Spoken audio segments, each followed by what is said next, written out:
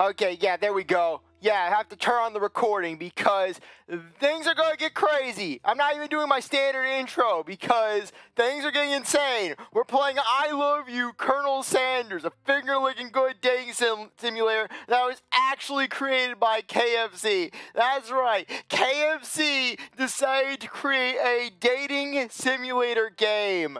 And you know what's even the stranger part is? I have actually had this game in my library for ever since about 2019 or so, basically. All I remember is that basically I had just played Danganronpa V3. I had just done my playthrough for that game. I was going through Steam for the summer sale, I believe. And this game was actually recommended for me. Basically, I know for a fact that I was in Steam, and this game popped out on me because it was like, oh, hey, you like Danganronpa. You must love this type of game. You're going to play anime Colonel Sanders. Yeah, so things are it's going to be crazy, and it's going to be beautiful. I just know this is going to be beautiful. Basically, I've been saving this game for just such an occasion, basically. I knew that basically I would be playing this game one day, and so it was just sitting in my Steam library, just percolating, just always staring me down. And yeah, and so I decided, you know what, hey, I'm basically, instead of doing Smash Bros tonight, just do a change of pace, and instead have it where I do a belated Valentine's Day-esque themed stream in the form of this. So anyways, let's get going. Let's do a new game. Hopefully things are running properly. Enter a name before we get started. Okay, I am of course going to be CzarThwomp because that is who I always am. Okay, there we go. All caps. That's how you know this is good. Okay, we get biscuits and drumsticks. Personally, for me, I like a good drumstick meal. You know, I love drumsticks when it comes to fried chicken, just because I just like the accessibility of them, you know? You sleep softly as the morning sun casts a warm glow through the window of your modest student apartment.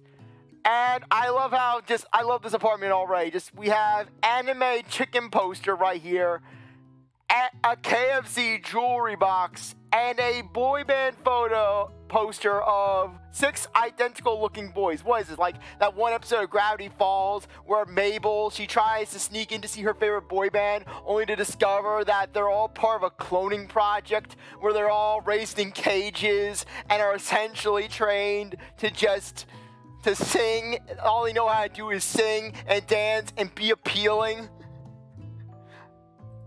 Okay, is that a tennis racket? Do we play tennis?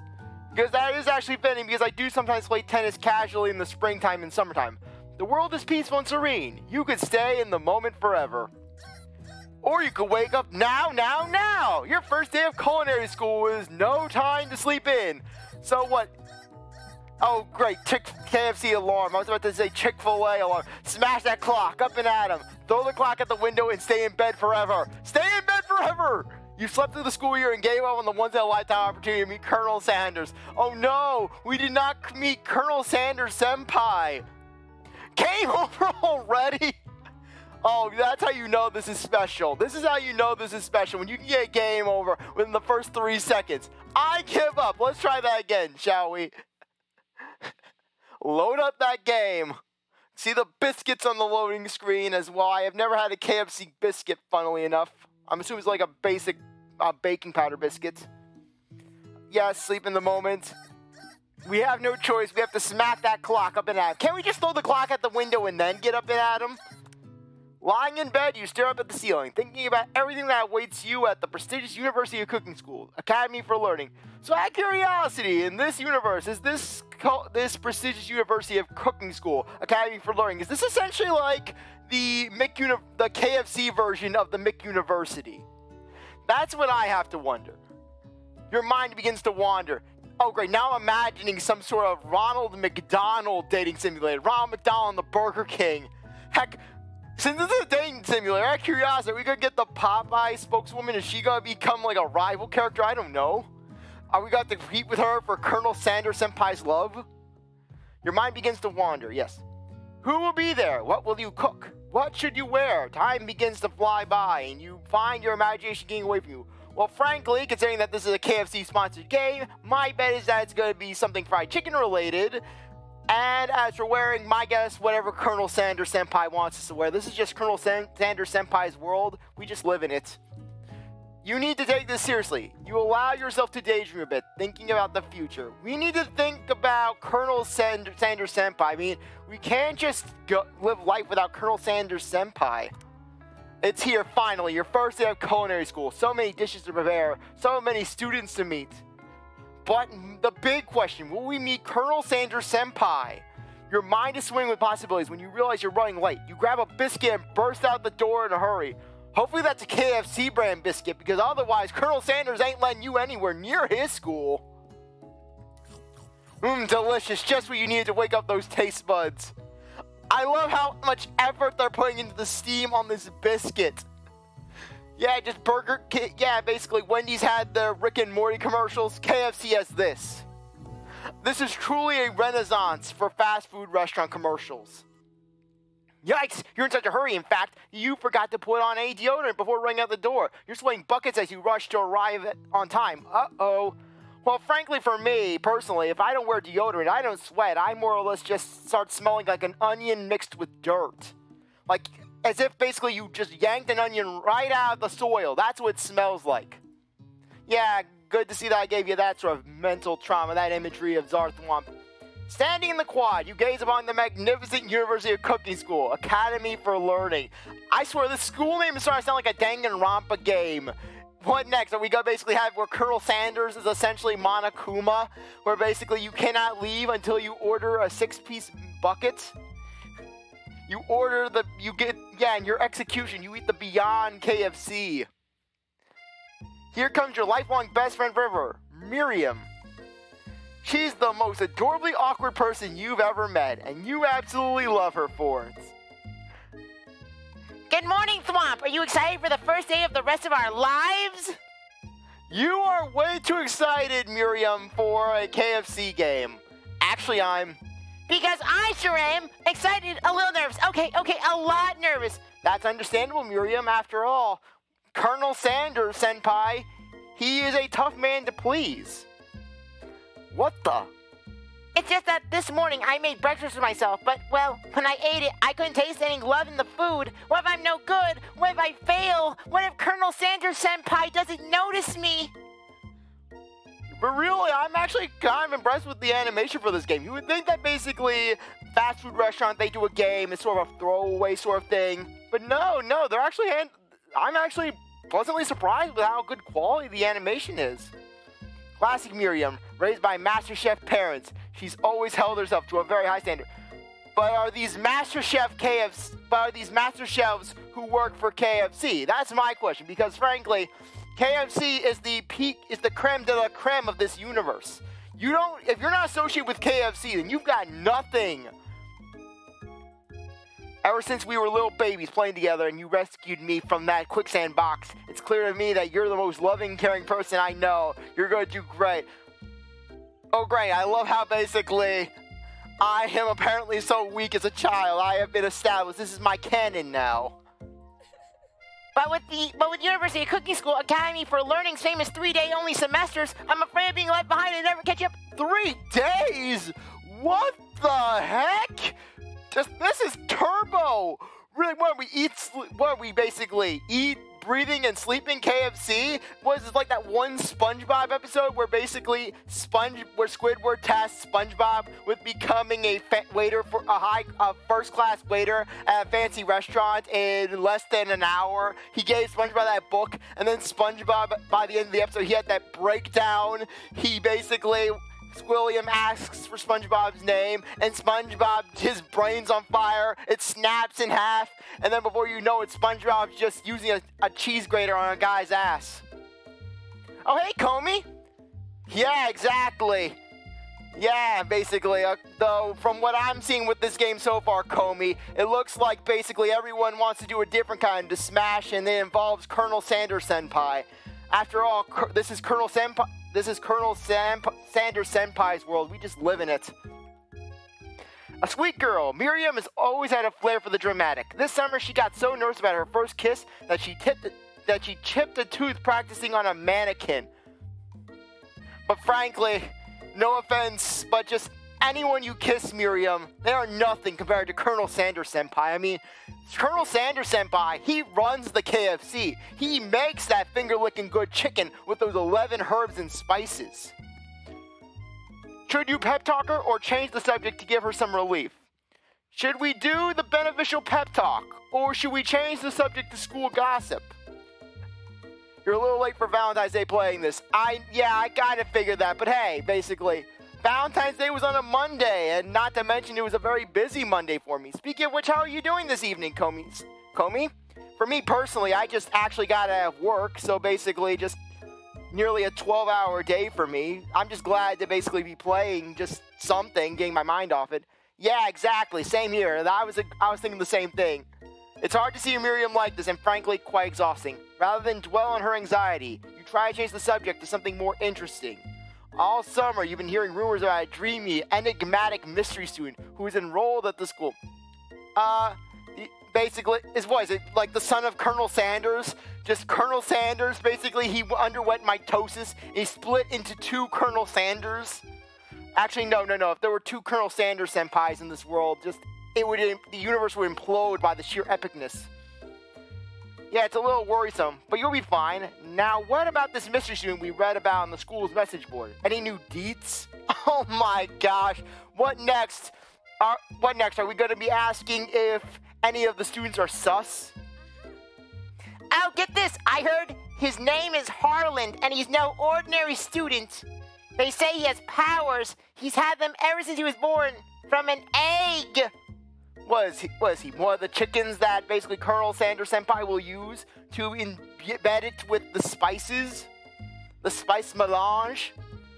Oh hey, cool to know that you're puppy sing again. So out of curiosity, how is the little guy? How's the little dog? An egg? Like a chicken? Don't be ridiculous. Hey now, we're making Miriam cry now. But that thing about having powers, it would line up with some of the other rumors I've heard. Like, I've heard he once fought a bear with just his smile.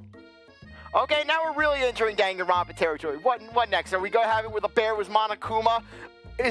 Are we going to have it where Danganronpa, where this simulator will now have a canon place in the Danganronpa lore?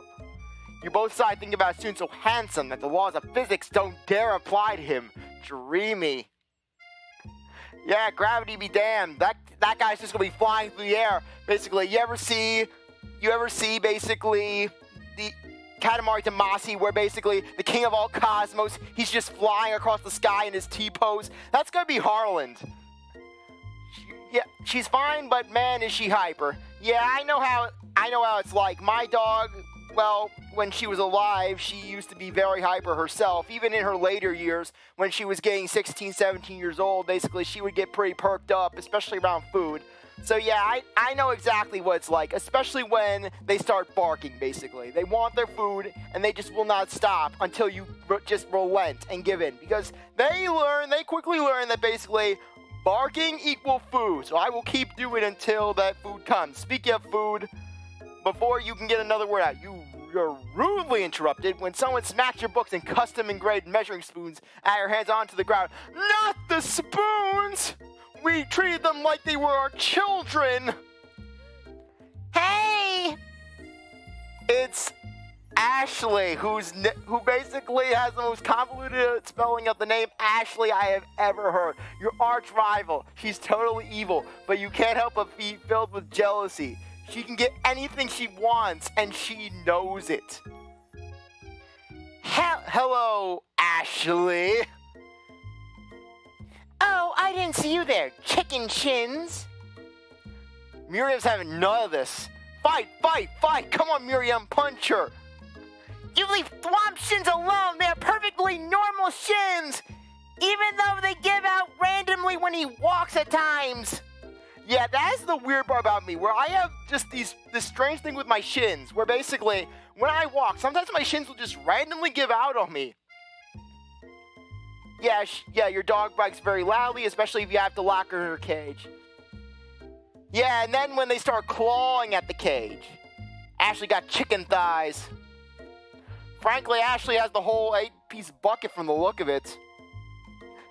Yeah, but basically when it comes to dogs, just when they start clawing at the cage, because they know that it's a combination of they may be able to open it, or they can just irritate you to the point where you just give up. Oh, you can't stand Ashley. Even her name is annoying. You know for a fact that it's actually Ashley, but she had to add extra letters to make herself feel better than everyone. I just love how aware this game is of itself. You can tell that the developers just had a lot of fun making this. If anyone here knows what Perfections looks like, it's us. We're not going to let you or your really weird insults get to us. Across the quad, you see Ashley's best friend, Van the Man.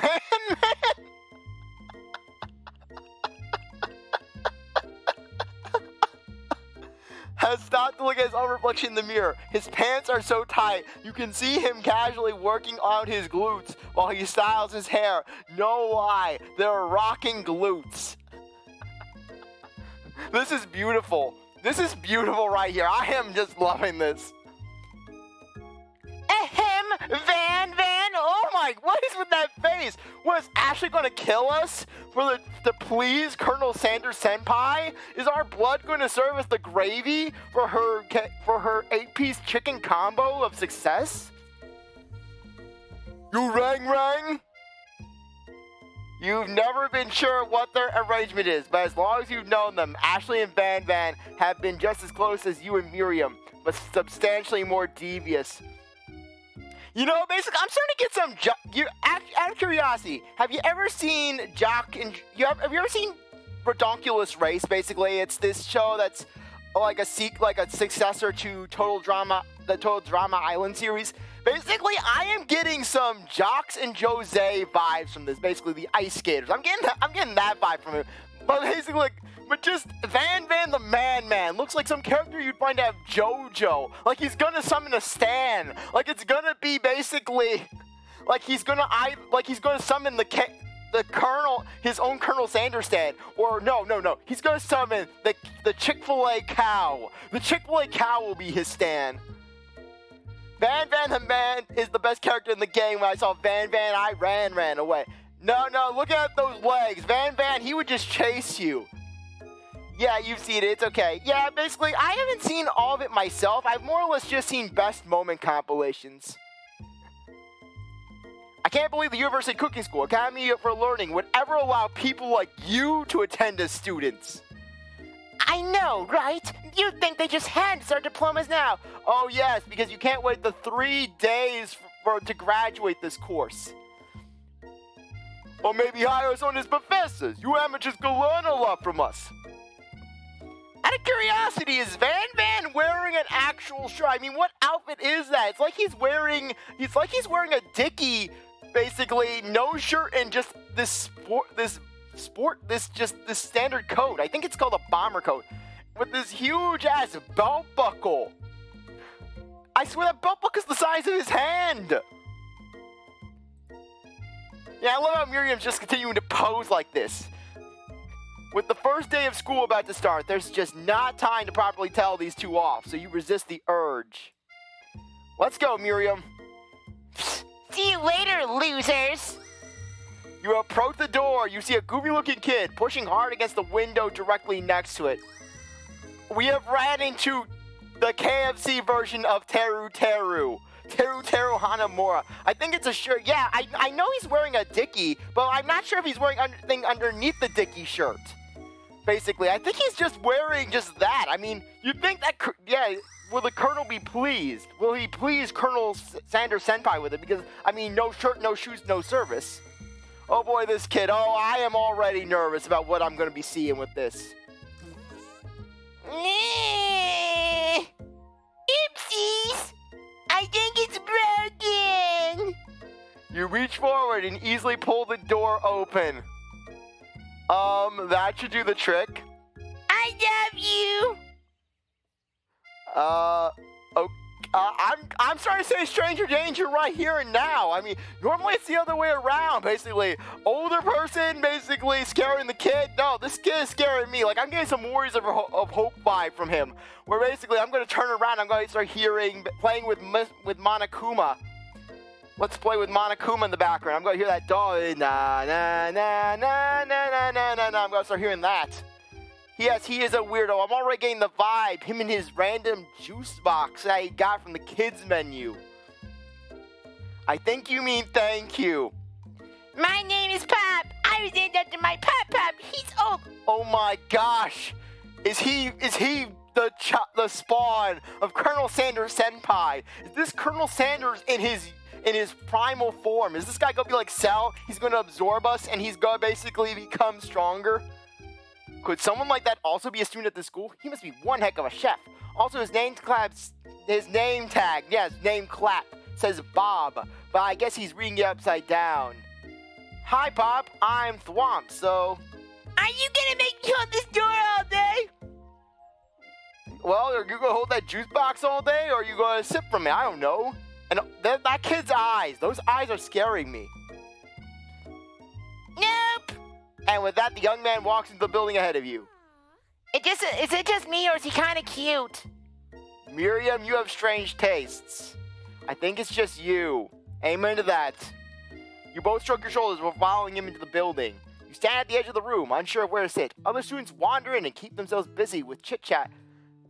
I love how we have a random poster. And we have math in the corner. Okay. Yeah, the picture of the chicken. Yeah, they put down the wrong value for pi. It should be 3.14, not 2.17. And then we're also throwing some physics into the mix by throwing in some gammas, some betas.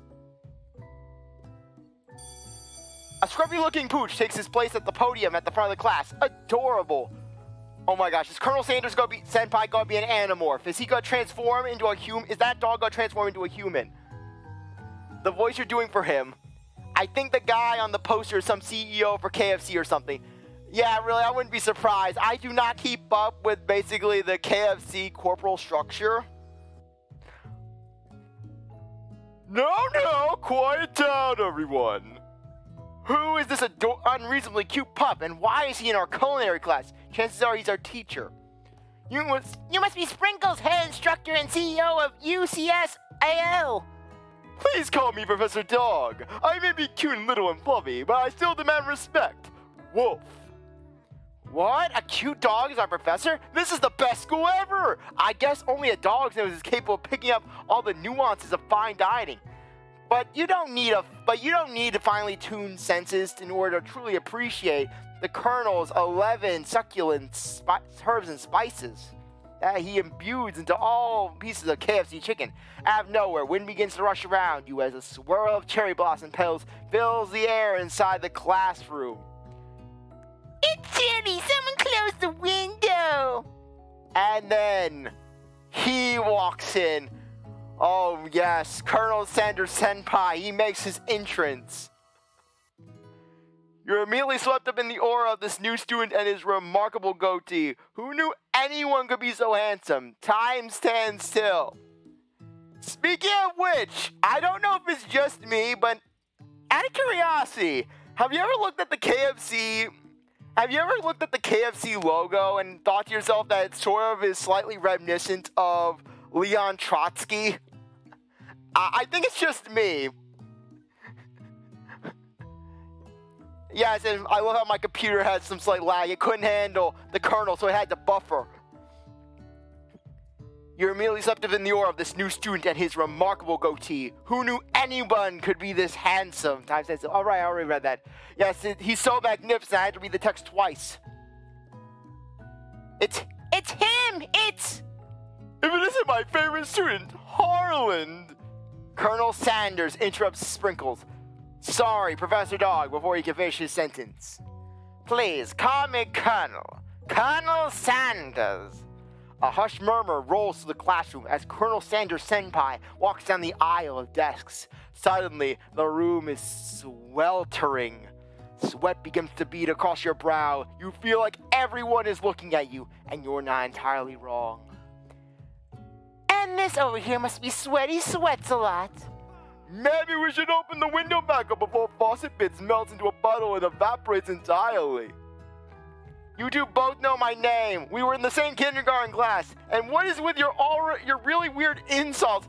I love Miriam's face. It looks like she's basically, she can't decide whether she is frustrated, terrified, or she's just gonna have a complete meltdown. Miriam is just gonna start throwing desks. She's just gonna start flipping desks. She's gonna grab Professor Dog and she's just gonna toss him. And meanwhile, basically, Pop, he's just in a corner of the room, just walking to a wall over and over again, like some Roomba, like some defective Roomba.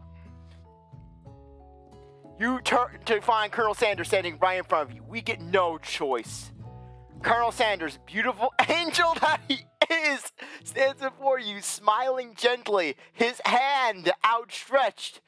I don't know if we want to touch Colonel Sanders' hand, because he could be like King Midas, and that basically one touch from him, and we will be transformed into a succulent bucket of fried chicken.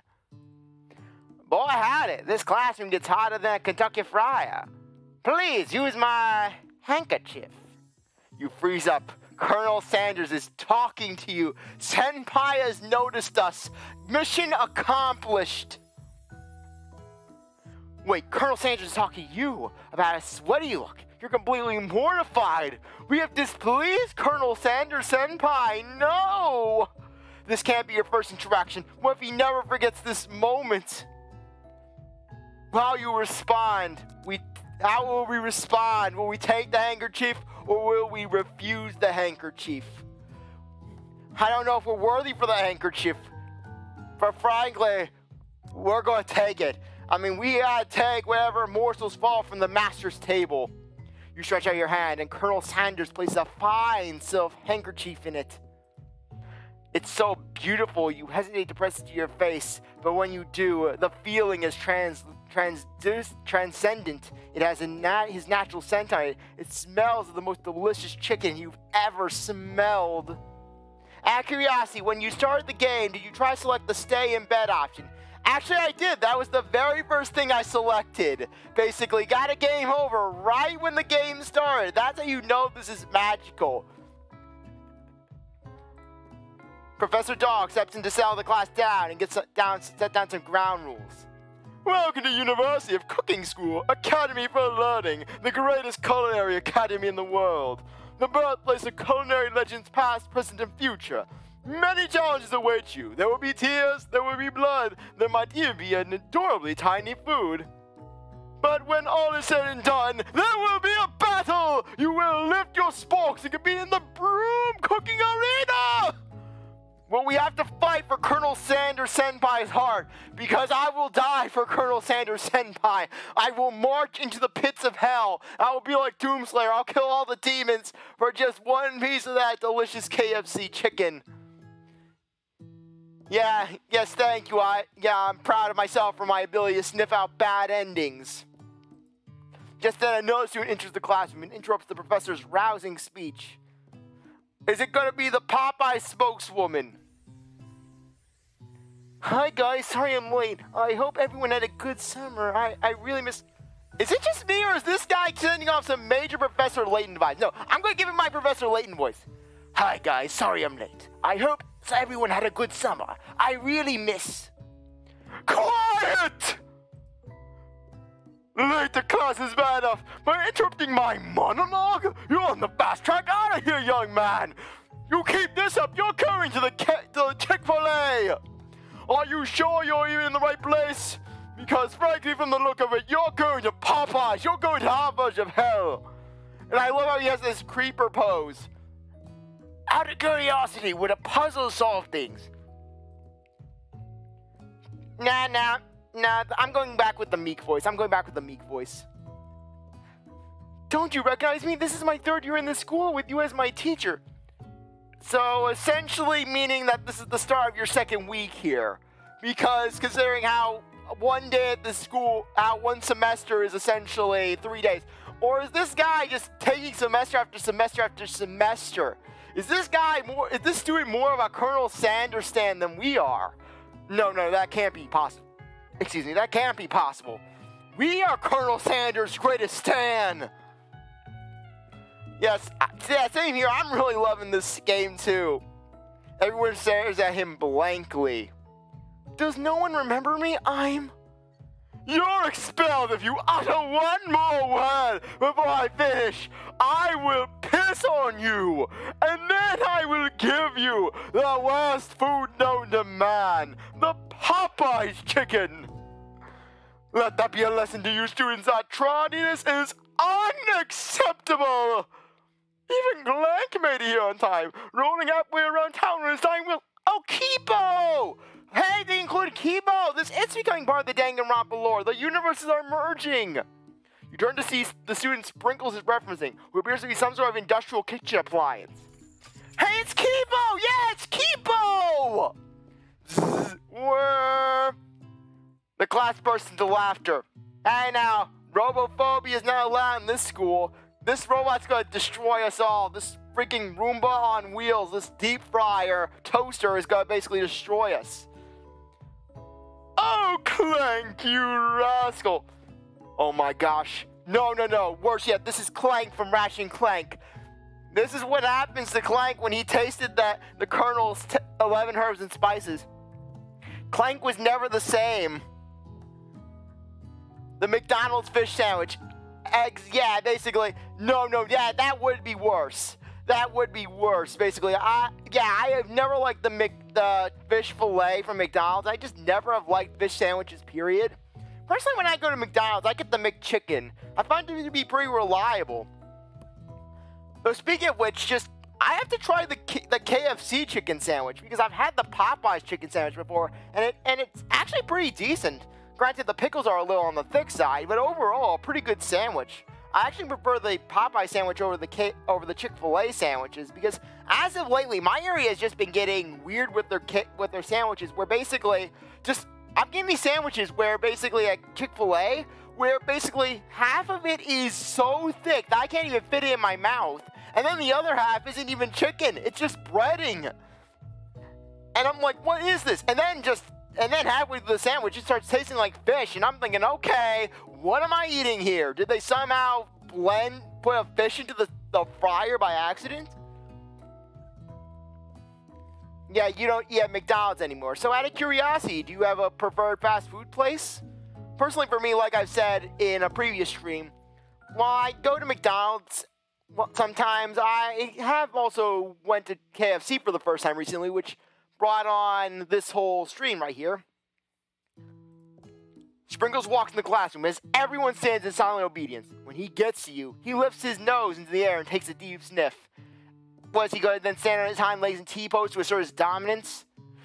Your diet is lacking. Based on what I'm picking up, you definitely need a multivitamin. You should be taking better care of yourself.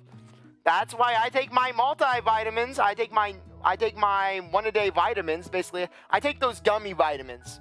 They taste pretty good, and they give me my vitamins and minerals. I mean, because I do not eat vegetables. Because vegetables taste exceedingly bitter to me. Not to mention, it always feels like I'm eating a piece of styrofoam when I'm eating a vegetable. You like Taco Bell, Wendy's, and Arby's. For me, basically, the Arby's, I don't know if this is a thing with all Arby's, but basically, at least in my area, sorry. At least in my area, all the Arby's are basically empty, but yet they keep on springing up. So I'm basically thinking to myself, what's going on with these Arby's? Is it like something out of a horror film where basically you go into the Arby's and you get whisked away into some alternate reality and you never come out? Basically, it's like one of those Japanese school horror games where basically you read the cursed journal, you do the summoning rite, and then you get trapped in some hell version of the school. You never heard a talking dog as a teacher before, but Sprinkle's reputation for being smart but tough is well known. You try to decide to butter him up by giving him a treat from your pocket, but what kind? Chicken snack, hands down. That's how you win points at KFC University. You reach beneath your apron and return with a chicken snack in your hand. Sprinkle's eyes go wide as he locks onto it. His favorite. Well, I think there might be some competition for a new star student. The furry professor immediately devours the snack, leaving your hand slick with a coating of warm doggy drool. You see the other students eyeing you jealously, but pay no mind to them. If they wanted to succeed in life, they should have learned the importance of carrying a range of dog treat flavors on them at all times, particularly dog treats from KFC. Settle down, young chefs. Take your seats and prepare to have your minds open to the amazing possibilities of culinary creation. As everyone rushes to claim their favorite seats, you're left standing at the front of the room. Only 2 options remain. Hey, Thwomp, there's still a seat here. It seems that no one has claimed the seat. It seems no one has claimed the seat next to me if you're interested. 2 options, but which will you choose? Are we going to be loyal to Miriam? Or are we going to appeal to Colonel Sanders Senpai? The choices. Sorry, Miriam, but frankly, you don't say no to the Colonel. The Colonel comes asking, you don't say no. You move to take your seat by Colonel Sanders. It appears he brought no books, pens, or pencils. However, his perfect upright posture shows off a seriousness that makes you confident in his desire to learn. As if Colonel Sanders Senpai needs to learn. Colonel Sanders Senpai, he knows all this. He's just doing it for the fun of it. Exactly. Yeah, good to know that great minds think alike, Comey. Thanks for offering me the seat. I've only had 2 rules. Do all you can and do it the best you can. It's the only way you ever get that feeling of accomplishing something. That's so inspiring.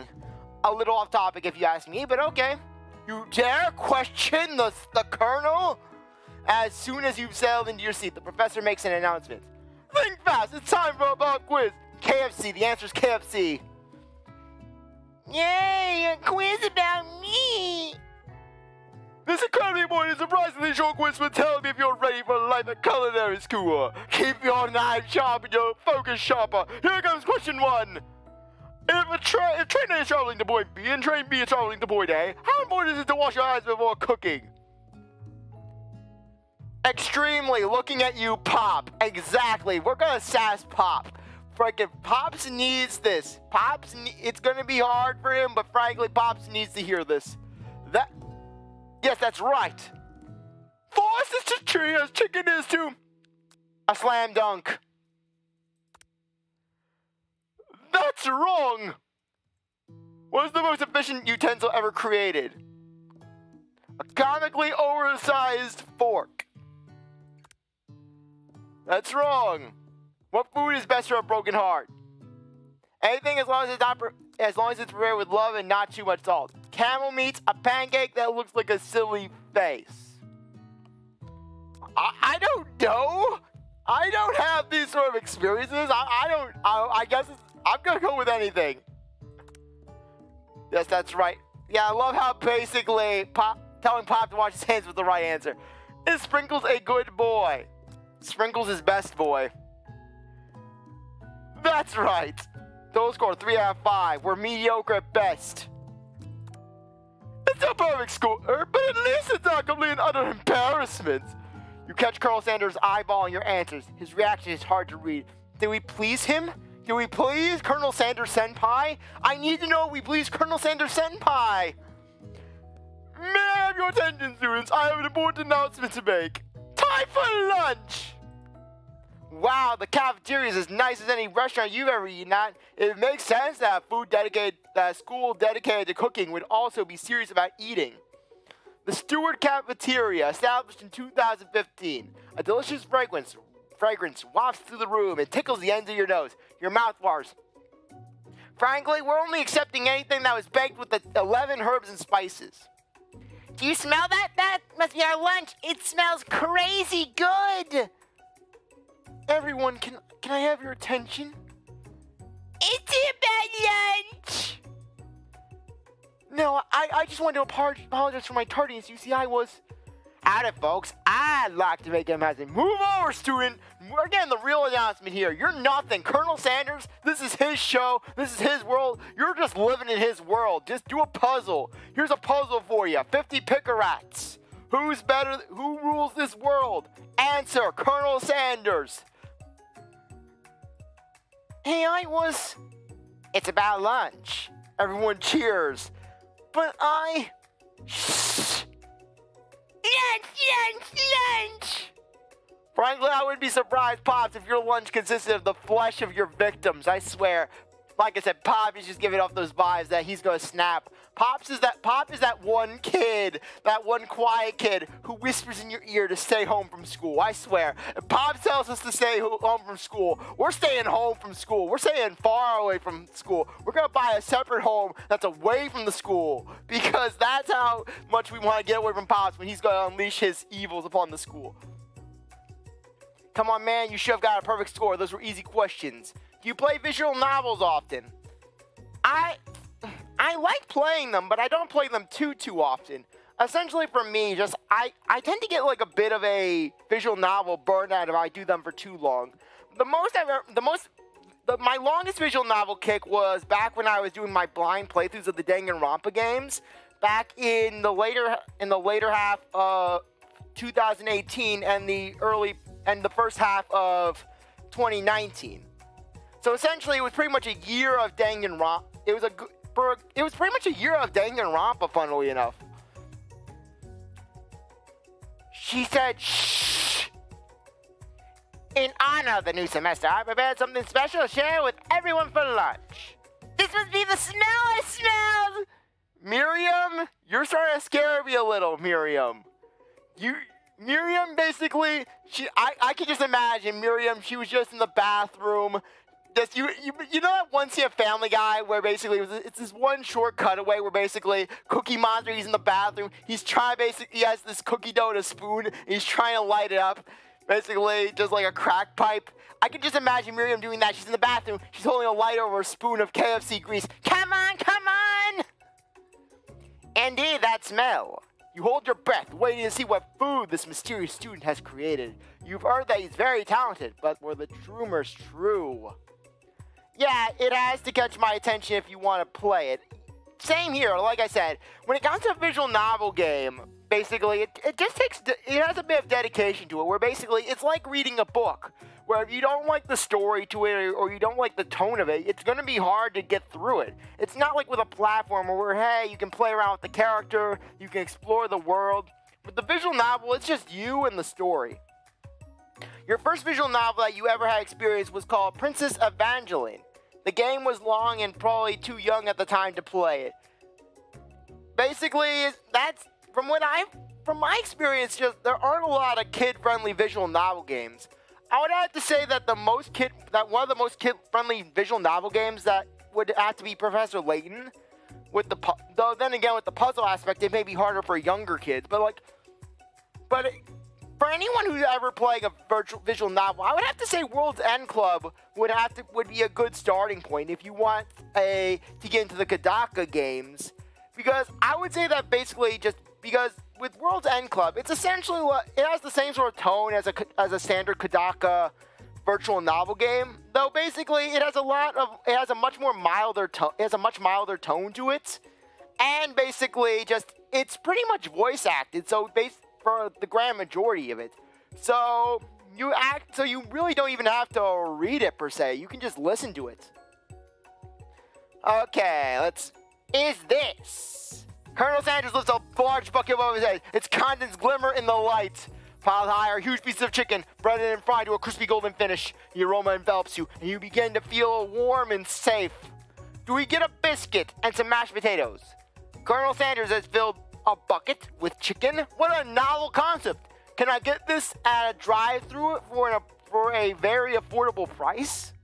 Your stomach begins to grumble, as if to say, stop thinking and start eating. For years, I've been developing a secret recipe for the perfect fried chicken. By my calculations, nothing less than 11 herbs and spices are required to achieve the perfect balance of flavors.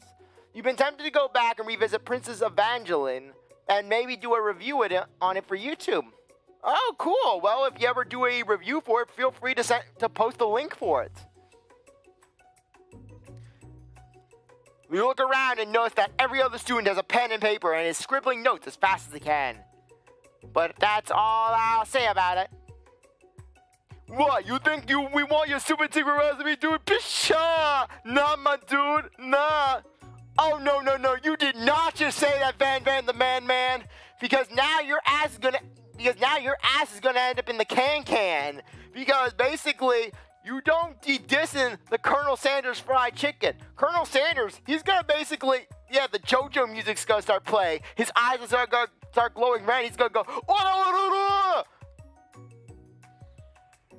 I'm just drafting a last will and testament in case one of those ingredients is poison. Got him?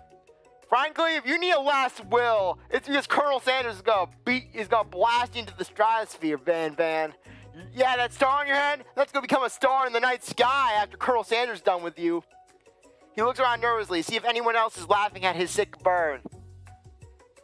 No, Van. No, Van. No. Not even Ashley is laughing. Not even Ashley and her billion extra letters. You wait to see what zinger Ashley has prepared to follow up, but she suddenly takes a different approach. Yeah, and I was just like writing in my diary.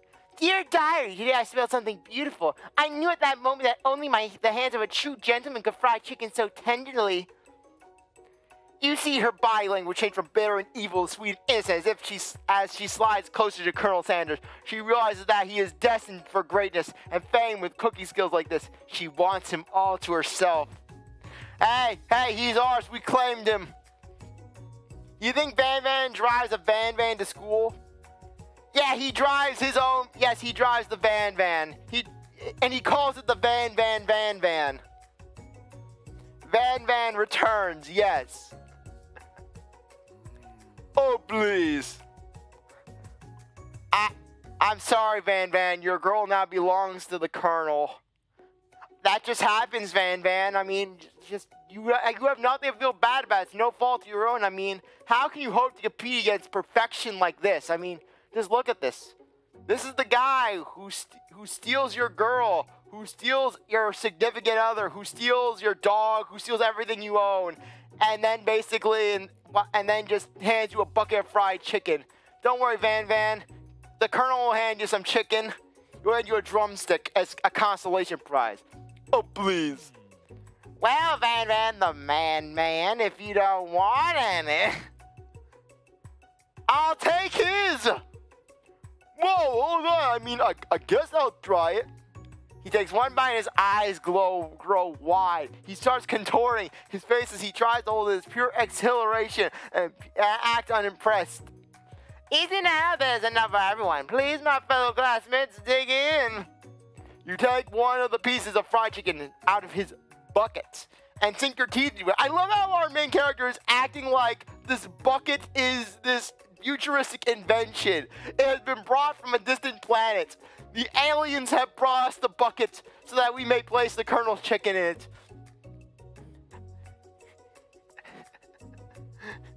It's amazing! Tasting Colonel Sanders' food transports you to another dimension. Our eyes have been opened, I swear. We're gonna wake up. We're gonna wake up in Minecraft, or we're gonna wake up in The Legend of Zelda. Alone with your taste buds, gripping a drumstick in your hand, you float weightlessly.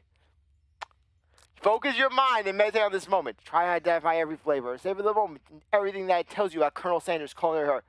Swim towards the light. We're dead. We're going to heaven. Somewhere up ahead, a bright light beckons you. The flavors are so intense, you become wrapped up in them, unable to resist. You reach towards the light. It grabs your hand and pulls you closer, until your fingertips connect with the end of everything. Are we on the event horizon? We're going to the black hole? Hey, no problem. Guess we'll get whisked into the great beyond somehow. Watch how we die of the fried chicken. We died of good tasting chicken. You are forever lost in the land of tender fried chicken bliss. Your mind dissolves. There is no thwomp now. There is only herbs and spice. I knew it. We became the chicken. Though Miriam tries to revive you, she cannot. Game over. We died to chicken. We died to fried chicken. Okay, let's try again. Load my game, load. Okay, what's going on with the graphics? I'm starting to see some slowdown on the stream's end. Thankfully, the recording that I'm going to be putting up later should be going pretty well. And why is my game just loading? It's stuck on the loading screen. Okay, good. Oh, okay, good. We can just fast forward. Yes, screw you, Pops. Screw you, Pops. We're leaving. Okay, now things are behaving right. Okay, more speed. Thankfully, they gave us a fast forward option. Yes, Van, the man. Yes, we're gonna go into the chicken void. We'll savor the moment and everything that I told you about Colonel Sanders' culinary heart. Yeah, we'll go with the heart. Yeah, we'll get another game over. The flavors in your mouth are beautiful, pure, heavenly. What a guy. Along with the flavors, you feel something that can only be described as love. For a man, for a flavor, are they the same? Colonel Sanders is the universe, and the universe is Colonel Sanders. The universe was created in Colonel Sanders' great chicken fryer. After tasting his food, you try to get some one-on-one time with Colonel Sanders. You approach Colonel Sanders. Colonel Sanders smiles ever so softly as you approach. He stops what he's doing and allows you to break the silence. Colonel, I wonder if I could talk to you for a second. Anything for a fellow chef. What exactly was on that chicken? Ha ha ha! How bold to come out and ask. It's an idea I had for a new combination of flavors that would make me a fortune and establish my legacy for all time as open a chain of highly successful fried chicken restaurants. No big deal. I love how Colonel Sanders has the pimp cane of chicken. He will beat us with his pimp cane. He's gonna start pimping people out for that chicken. It's gonna happen. He's gonna pimp someone out for chicken. Van, the man's gonna get pimped out for chicken. I'm seeing it now. It's just you and me here talking. I can keep a secret. In fact, I've got some of my own that I'd be willing to trade. As if we have anything the Colonel Sanders Senpai would want. What's the rush? The semester's only started. We've got 2 more whole days to get to know each other. He's clearly not going to give it up easily, but it doesn't hurt to be persistent. You know what they say about secrets, Colonel? Shouldn't learn to be fun. You've got moxie, I'll give you that. Colonel Sanders looks both ways to make sure you're truly alone, and he leans in. You feel his warm breath as he whispers. Just one ingredient, but you can't tell. I use what box? It's something my great-grandmother taught me. I love how we basically don't even get one of the ingredients. We don't get to know one of the 11 herbs and spices. Was KFC just afraid we'll start piecing the puzzle together? We know one of the spices, we know one of the herbs, and we can just crack the code. Is it going to be like something out of the Matrix? We learn what one of the 11 herbs and spices is, and then basically we're gonna be offered the red pill. Morpheus is gonna offer us that red pill. We're gonna find ourselves in the KFC dining area. White box. Wow, you'd never guess that. In fact, you're not even sure where you'd get some if you searched. While you were wrapped in that huge revelation, you notice that Colonel Sanders has disappeared, while everyone else is still in the cafeteria. You decide to look for him. You find Colonel Sanders outside, standing in the quad. Oh, it's you again. Howdy. Sometimes I like to come outside and look at the school buildings. I think about how my story will continue on after I've graduated. It sounds like you have big plans. I dare say the biggest. I will leave my mark on this world. You can bet that. Alone together for the first time, you figure now is the perfect moment to show your personality to him. Nag him to show your own strength. Wow him with a big idea to add an additional ingredient to really spice things up. Be modest but thoughtful. Frankly, we cannot introduce another ingredient. Basically, if we introduced another ingredient to this mix, that would be blasphemy. You cannot improve upon perfection. To do so would be to sin against the Colonel himself. Frankly, we also can't nag him on to show our own strength. I mean, really, we're nothing. We're like a fly compared to him. He is an elephant, and we are but a mere gnat upon the ground. He could destroy us with just a single glance. We'll be modest but thoughtful. Maybe if we show reverence, the Colonel will gaze down on us for merely a second. Well, I just want to tell you that I really enjoy your food. Now you've got his attention. The flavors were complex but comforting. The interplay between salty, savory, and peppery, it was perfect. I appreciate the compliment, Thwomp. I'm sure you'll be a big success. I know we've only met today, but I'm sorry I get the same feeling about you. We should head back inside. The next lesson starts soon. You step into the massive cooking arena, where the afternoon lesson will take place. Each student gets an oven and all the tools and ingredients they could need. Look at this place. It's magnificent. Finally, we get to show our stuff. Wait a sec. Oh, no. We have to show our stuff. What if I totally blow it? You're not going to blow anything, except maybe kisses the crowd of fans you're going to earn with your signature adorable tiny food creations. Frankly, someone needs to give Miriam a hug. I mean, Miriam just needs a hug. Yeah, glad to see you're back, homie. Of course, we died to the Colonel's chicken. We went to the light, and the Colonel's chicken killed us. And basically, and then we tried to appeal to the Colonel with modesty. And now Miriam is sad. She's crying. Welcome, students, to the cooking arena. For today's lesson, we'll be cooking with madness. Hurry up and pair off.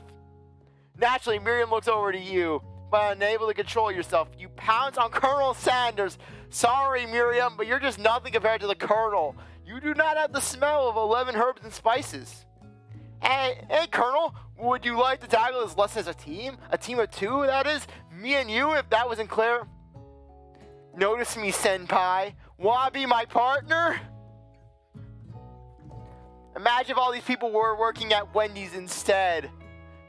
Now I'm just waiting for the Wendy's dating sim, where basically you're childhood friends with the Wendy's girl. Yeah, just poor Miriam. Sorry, Miriam, but you just got completely cucked. In fact, you're now the cuck queen of the school. You got utterly tossed off to the side in favor of Colonel Sanders. CzarThwomp, I'll prepare our station, and I'll make sure it adds on Miriam's tears as the new 12th herb and 12th spice. Without you as a partner, Miriam is left staying alone. Two different students quickly take notice. Hello, new partner. Oh, poor Miriam. Poor Miriam. She's stuck between a rock and a hard place. She can either go with basically the soulless automaton that will probably kill her in her sleep and make her body into a KFC sandwich, or she could partner with Pops, who would probably do the same thing, only with knives and a juice box trawl. Hello, new partner. Beep boop. Oh my, two potential partners. I'm so sorry, gentlemen, but I don't know who to choose.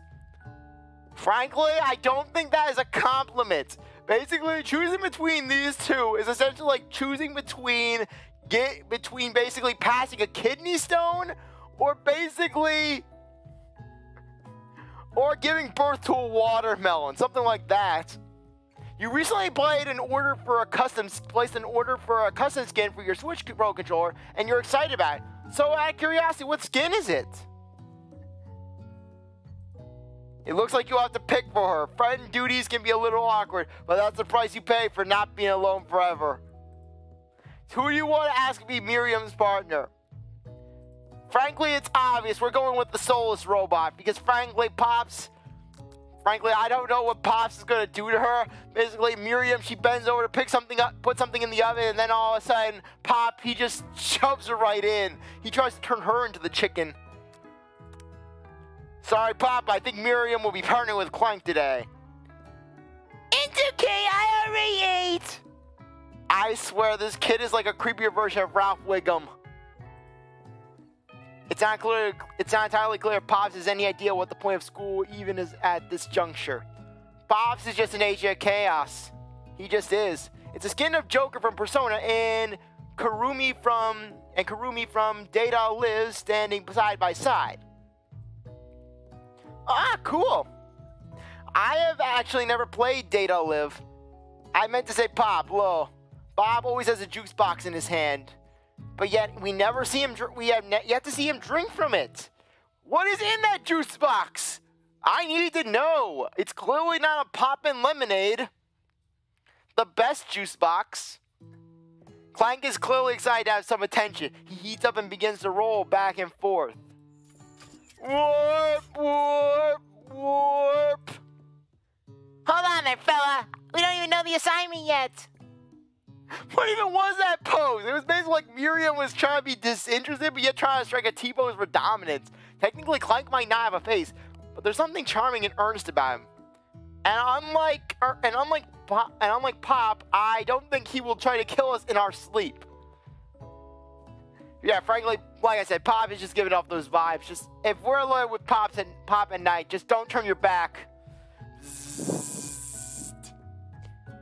Tissue, I hardly know you. Clank judders and a panel shakes loose. You get the impression that this is a sign of affection. Looks like the two of you will be fine. Now it's time to focus on your own cooking classwork. Alright, you two. For today's lesson, we're going to keep it simple. Pick a basic dish and divide up the steps. No chef is an island. It takes 2 flints to make a fire. You get the idea. Which dish do you suggest to your partner? Colonel says, us suggesting a dish to the Colonel? That's like telling Da Vinci what to paint. That's like telling Mozart what to compose. Steak tartare seems easy enough. It's fancy and you don't even need to cook it. Using octopus will blow Colonel Sanders' mind. Your grandmother's mashed potatoes and gravy. Frankly, the octopus, we're not bringing hentai into this. Steak tartare, we don't have steak at the KFC. Data Liz Lot is a Data Live and it's an anime. Data Liz, yes. Not Data Live. It's an anime, although it does have some games and visual novels. Yeah, we're gonna go with the mashed potatoes and gravy. Frankly, we can't do any better than this. I've always been something of a down-to-home chef. I was thinking we could make something warm, inviting, comforting. Maybe mashed potatoes. And gravy? I couldn't imagine one without the other. Colonel Sanders casts a coy look at you, causing your whole face to go beet red. Embarrassed, you quickly turn away. I'll go get the potatoes! Now please let me. Picking perfect produce is a passion of mine. Alright, looks like things are getting pretty fresh around here. Does someone have a crush on Colonel Sanders? Frankly, who wouldn't? He is an angel of a man. We're just cooking partners. Mind your own business. Sanders' heart is my business, and you'd better keep your fingers off my man. He is the universe's man, Ashley. He belongs to the universe. That's like trying to claim the sun for yourself. You cannot claim the sun. The sun is too bright, and the sun is too large. To claim it for yourself would only result in you burning up.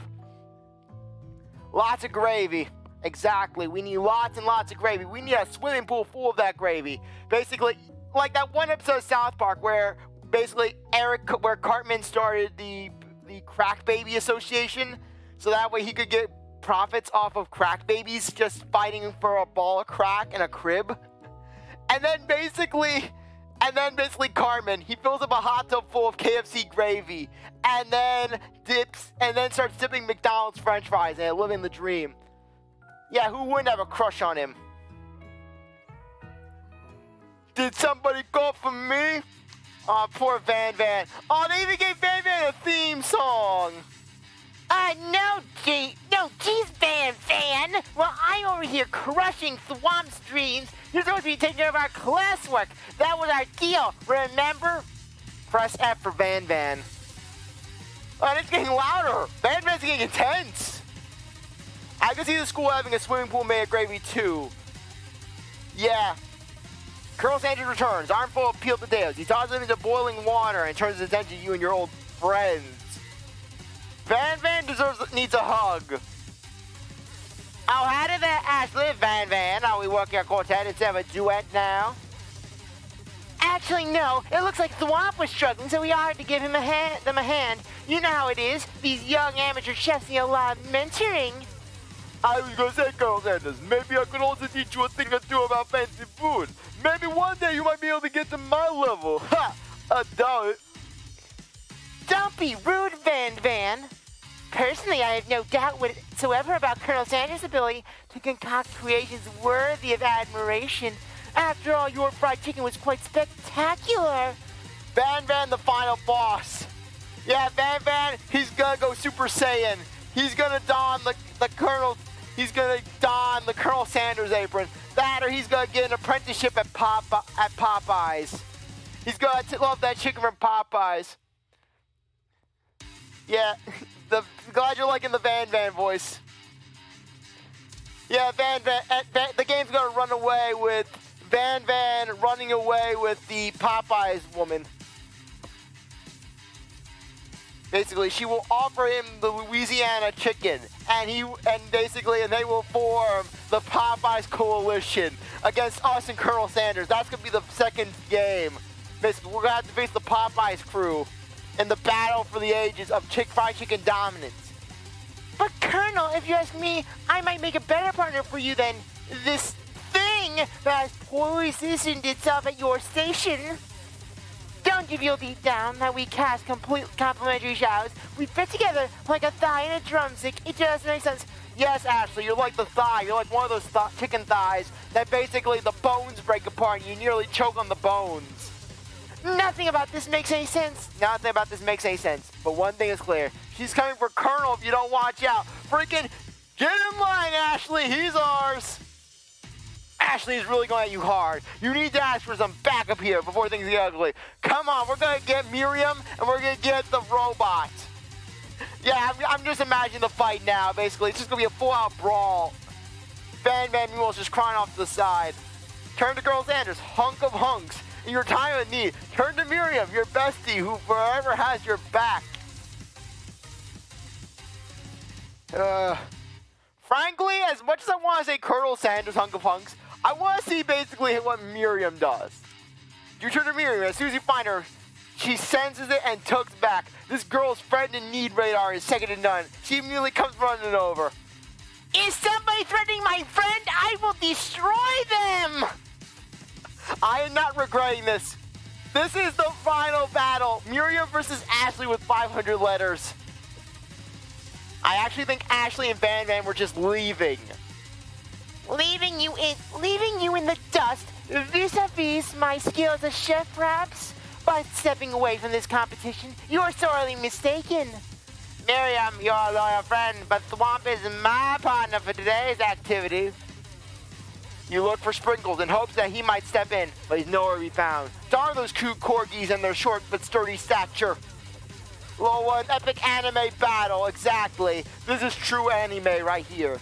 Distracted by the drama, you've already crushed the boiled potatoes into a perfectly creamy mashed texture with plenty of butter and cream for flavor. It's as if your natural passion guides you through the steps you know so well while your attention was elsewhere. Can we also throw a potato at Ashley's head? I know just what to do. And then watch how basically Colonel Sanders, he basically pulls a Dragon Ball Z move. He generates this big ball of gravy in his hand, and he just fires it like a Kamehameha. Colonel Sanders extends his hand. He's holding a beautiful white porcelain gravy boat, out of which pours a smooth brown gravy, smothering your nearly finished potato dish. Gravy flows down the mountain of mashed potatoes. The result looks spectacular. Granny would be very proud. Freaking our Granny has nothing on the Colonel. Colonel Sanders holds a spork out to you. You reach out and grab hold of it, but he doesn't immediately let go. The two of you stand holding the same spork, and for that small moment, all of the madness and pressures in this crazy world stop. Your eyes lock. The moment is electric. Time stands still. Sanders is OP, exactly. That's an understatement, Comey. If you love something, set it free. We can't let you free, Colonel. We need you. Together, you dig the utensil into the mashed potato and lift a heaping sporkful up. When you see Ashley with a sinister look, you know she's plotting against you to be with Colonel Sanders. And then, filled with rage without thinking, you fling the sporkful of mashed potatoes right into Ashley's stupid, beautiful face. Van, do something! Scooping up a fingerful, Van tastes the dirty mashed potatoes and gravy and realizes that it's delicious. Horrified by this revelation, he slinks away. Will he ever be able to cook something with so much love and integrity? We killed Van. Van, there's only one thing you have to do. You have to end your life, Van. I'm sorry to say this, Van, but frankly, it's the only thing that's left at this moment. He's definitely my favorite male anime character. I don't know. Corey Baxter is still pretty high up there. Frankly, at this point, we need to have a Disney brand Corey in the House dating sim game. Because frankly, Corey in the House is the greatest of all the anime games. Is the greatest anime ever created. I mean, the DS game is the greatest of all the DS games. on right there, Thwomp. We do not waste food in the broom cooking arena. Colonel Sanders, I expect better from you. If you throw one more spoonful, you'd both better prepare to be eat from wherever it lands. Can I have potato face? Oh my gosh. That was more cringe than the Deets line. I swear, at this point, I am half expecting Pop to be the imposter. Pop is going to basically eject everyone into the void of space, and it's going to say Pop was the imposter. Yeah, exactly. You can't forget about Corey-sama. Van Van rushes back over, a covered dish in his hand. It's happening. Van Van is trying to compete. Mashed potatoes with gravy, pathetic in just a few minutes. I prepared a full meal. Gaze upon my specialty. Brains tentacles of octopus in my silky saltwater sauce. Bland plated on a battle-axe blade forged by my supreme chef ancestors. You ignored me for too long. This ends now. It is I who will have the first bite, and you will all look on with envy. The interrupting student rushes at Van Van and slices a bite of his signature dish right off the plate. No! Don't! Something about this dish doesn't strike my nose quite right. I think the octopus was rushed and may have turned in the process. The results could be toxic. Too late, has already been eaten. I think I left something in the oven. I don't feel so good. He died. It killed him. Everyone step back. Don't take another bite. And you look back at the plate. The rest of it is gone. Well, sorry. When you look back at the plate, the rest of it is gone. You notice the tip of the tentacle being slurped up by Pop's mouth. Oh God, Pops is gonna go to hell. Pops is gonna assume his rightful place on the throne of hell. Pop winces in vain for just a moment, then it almost immediately back to his oblivious self. Oopsies! Tastes like poison. I guess it was a case of where God did not want Pop and the devil was too scared. No one wants him. No one wants to deal with Pop. The entire class is gathered to watch Pop's final moment. Shock has frozen the whole crowd. They are as motionless as statues. The class bell rings, disrupting the moment, and snapping everyone back to reality. It would appear that Pop's enthusiasm for trying new things, despite obvious danger, has inoculated him against poisons of all kinds. I'm not sure the professor's here make enough money. Hello? I just turned into a ghost over here. Seeing that you're shaken up by that really annoying student and all his nonsense. Sorry, I thought Colonel Sanders was speaking. Seeing that you're shaken up by that really annoying student and all his nonsense, Colonel Sanders approached you. I'm sorry to go through that. Please, let me walk you home. What? Like for real? Oh, come on.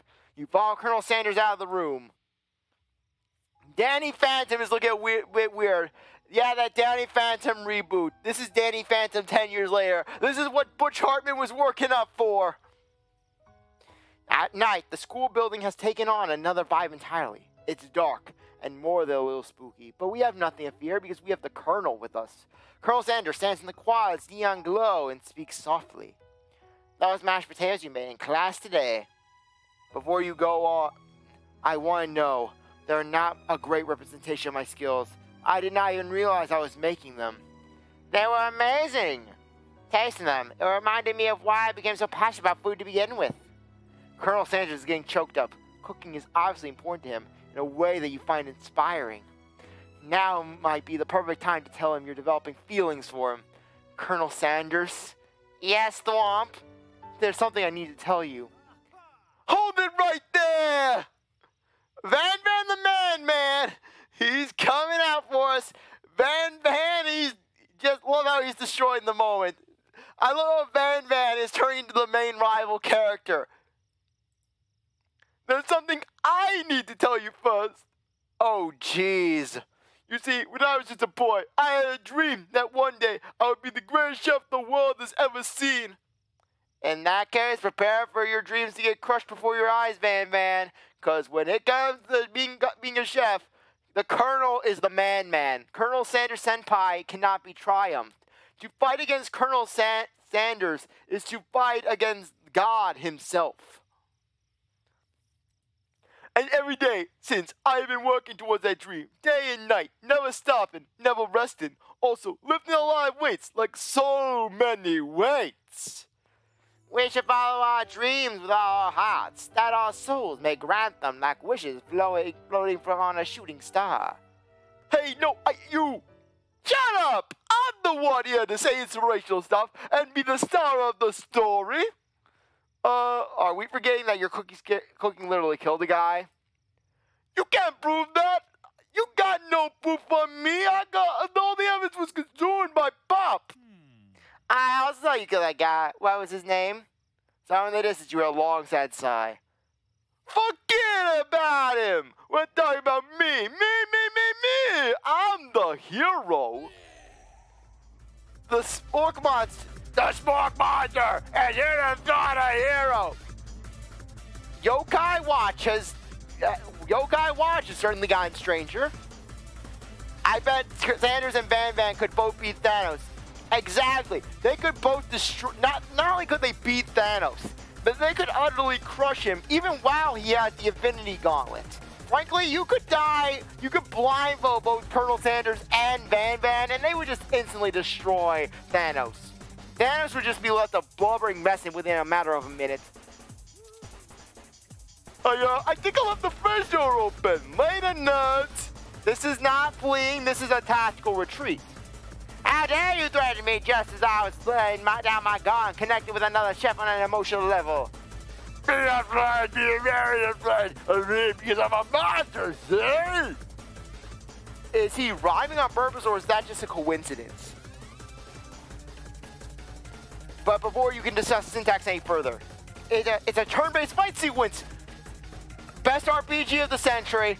I'm sorry, move over Game Freak, move over Square Enix, move over everyone, because frankly, this is because KFC's laid down true RPGs. What will you do? Attack. You decide to go on the attack. Which attack will you use? Cook with Love. Cook with Love does 1 damage. No, it just got real. That attack really upsets Spork Monster. Spork Monster goes on the attack. They spit hot gravy at you. You take 1 damage. Attack. You decide to go on the attack. It worked last time, right? Cook with Love. Cook with Love does 1 damage. Spork Monster won't forget this. Spork Monster is really feeling threatened by your attacks. Spork Monster focuses their mashed mind and draws energy from Mother Earth itself. They grow larger, more intimidating. How will you respond? Attack! You decide to go on the attack. Which attack will you use? Cook with Love. Cook with Love does 1 damage. At this rate, the semester will probably be over before the fight is.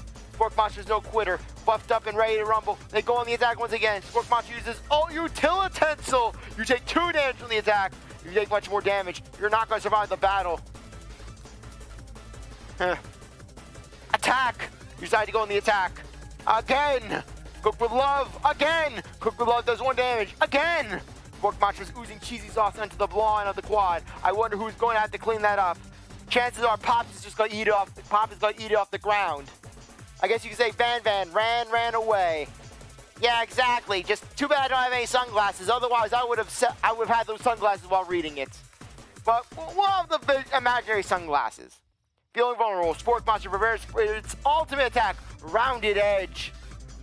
Wow, villain, your reign of terror stops here. Was Colonel Sanders going to beat it with a pimp cane? Colonel Sanders summons the energy of 1,000 chickens. Yeah, that is semi-laughable. Frankly, if this was Legend of Zelda, Colonel Sanders would be the most powerful being in the world. Just think about it. You control the Kugos, the most invincible beings in the Legend of Zelda universe. You control the world. No one would be able to stop Colonel Sanders. Pot Pie Power Pinch! Pot Pie Power Pinch does 10 damage. Spork Monster's defeated. You saved me. An injured Spork Monster spews steam into the night. Forget mercy, finish him! No student will ever walk the quad in fear again. This monster messed with the wrong chef. Attack. You ready your final attack. You'll never survive my student debt loan destruction. We will smother this thing in debt. Student loan debt destruction does 10 damage. Spork monster's completely vaporized. Colonel Sanders looks in awe. We have crushed it with crippling debts. You continue to surprise CzarThwomp. You defeated the defeated monster left behind a special item. It appears at first to be a cookbook, but upon closer inspection, it's so much more. It's a book of magic spells with a golden chicken on the cover. So is this the chicken Necronomicon? Is this the Chickenomicon? Basically, we can summon the dead. We can use chicken to basically raise the dead. You open the book and cover and find a library card stuck inside. The last name to have signed up is Borko. Borko, that sounds strangely familiar. Your blood is pumping as you stand in the quiet of the night, holding the mysterious book in your hands. As you come down from your battle buzz, you realize that your final attack has left you completely depleted. The world around you begins to fade away. Without energy, keep your eyes open. Darkness overtakes you. Images of Colonel Sanders flashes before your eyes as you fall asleep. He must have helped you get home. In your tired state, you don't know if you could have made without him. What a guy. You want to thank him, but you don't have any strength to utter a single word. You feel your covers being pulled up over you as you are tucked in tightly. Good night, my Colonel. Yeah, we're back in the void. We're back in this void of darkness. Are we going to die again? In your dream, you're together with Colonel Sanders. For some reason, Sprinkle is also there, instructing your love. Dreams are weird. Everyone is riding the chicken. The chicken, we are one with it now. You awake on day 2 and attempt to process the wild visions you had. Were they memories or premonitions? And then there was that secret ingredient that Colonel Sanders went ahead and told you outright. Not much of a secret, huh? It's probably just because he already trusts you so much. Sure, that makes sense. Well, we'll go with that. He's so beautiful, you can see him in your sleep. Exactly. You meet up with your bestie in front of the school, who will abandon for the Colonel and within 5 seconds. Before you can tell her about the encounter with the Spork monster, she launches into a story of her own. Okay, I know this might sound a little strange, but I think I might be, I might like Clank. Okay, apparently robots get love in this game. Sorry, Keyboy. Like him or like him, or like. I know it sounds like it's moving so fast, but there's something about him. I like him. I like him. We got to talking after class, and he's actually a totally sweet guy. Not only that, but he's really smart. He told me all kinds of stories about Colonel Sanders. You heard of the epic legends of Colonel Sanders? About how he fed 1,000 people with 1 bucket of fried chicken? But really, thank God I picked Clank, because frankly, I could not subject poor Miriam to having a romantic relationship with Pop of all people. I swear, just dating Pop would be essentially like dating a lobotomized squirrel. Do you know that Colonel Sanders was the most popular kid in his high school? Colonel Sanders wasn't the most popular kid in his high school. He was the most popular person in the school. No teacher could ever oppose him. I mean, how could you order Colonel Sanders around? He wouldn't do homework. He doesn't need to do homework. No, but that does make complete sense. Yeah, but he was so popular that he was put prom king at the school he didn't even go to. And he was also the Gavrila. He is a royal in the front of the homecoming parade. I'm thinking maybe something got lost in pressure cooker language translation there. Either way, maybe it'd be best if you took it slow with this new robot, like I am with Colonel Sanders. Oh, coming from us, we already learned one of his secret ingredients. We learned one of the 11 secret ingredients. We're already on the path forward. We learned about white rectangle. You and Colonel Sanders, the coolest guy in the school, the most famous student to ever attend University of Cooking School, Academy for Learning. You're a thing now. Dating Pops would get you arrested. Exactly. That gets you dating. The only thing that dating Pops gets you is basically a one-way ticket to jail via the FBI breaking down your door. It's like that one scene. Open up, FBI! They just break down the door, and then they start pepper spraying everyone. We definitely connected yesterday.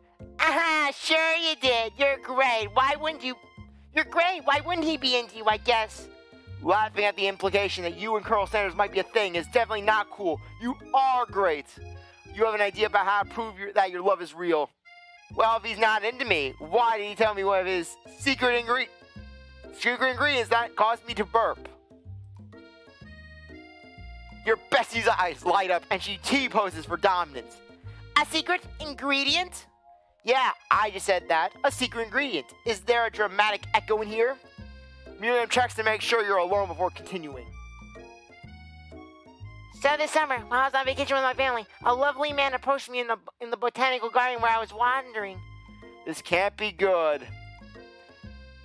He told me all about his passion for spices. Secret spices.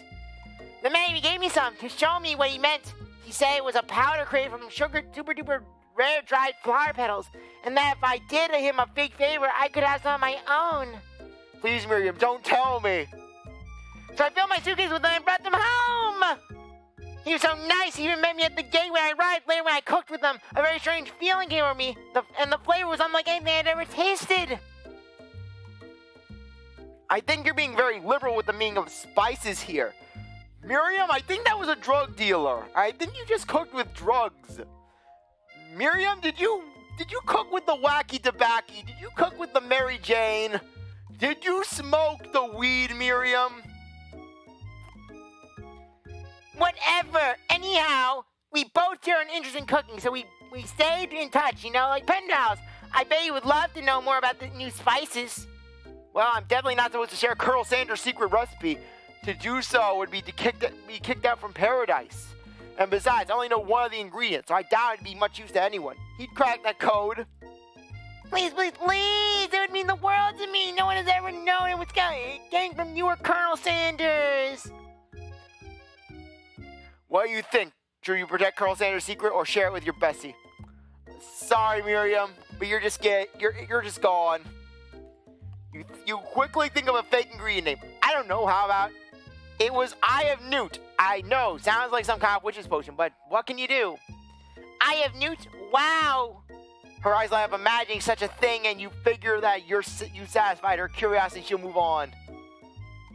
We are horrible people. However, she immediately turns around and does some thumb typing on her phone, and you can't quite see. That's probably not good.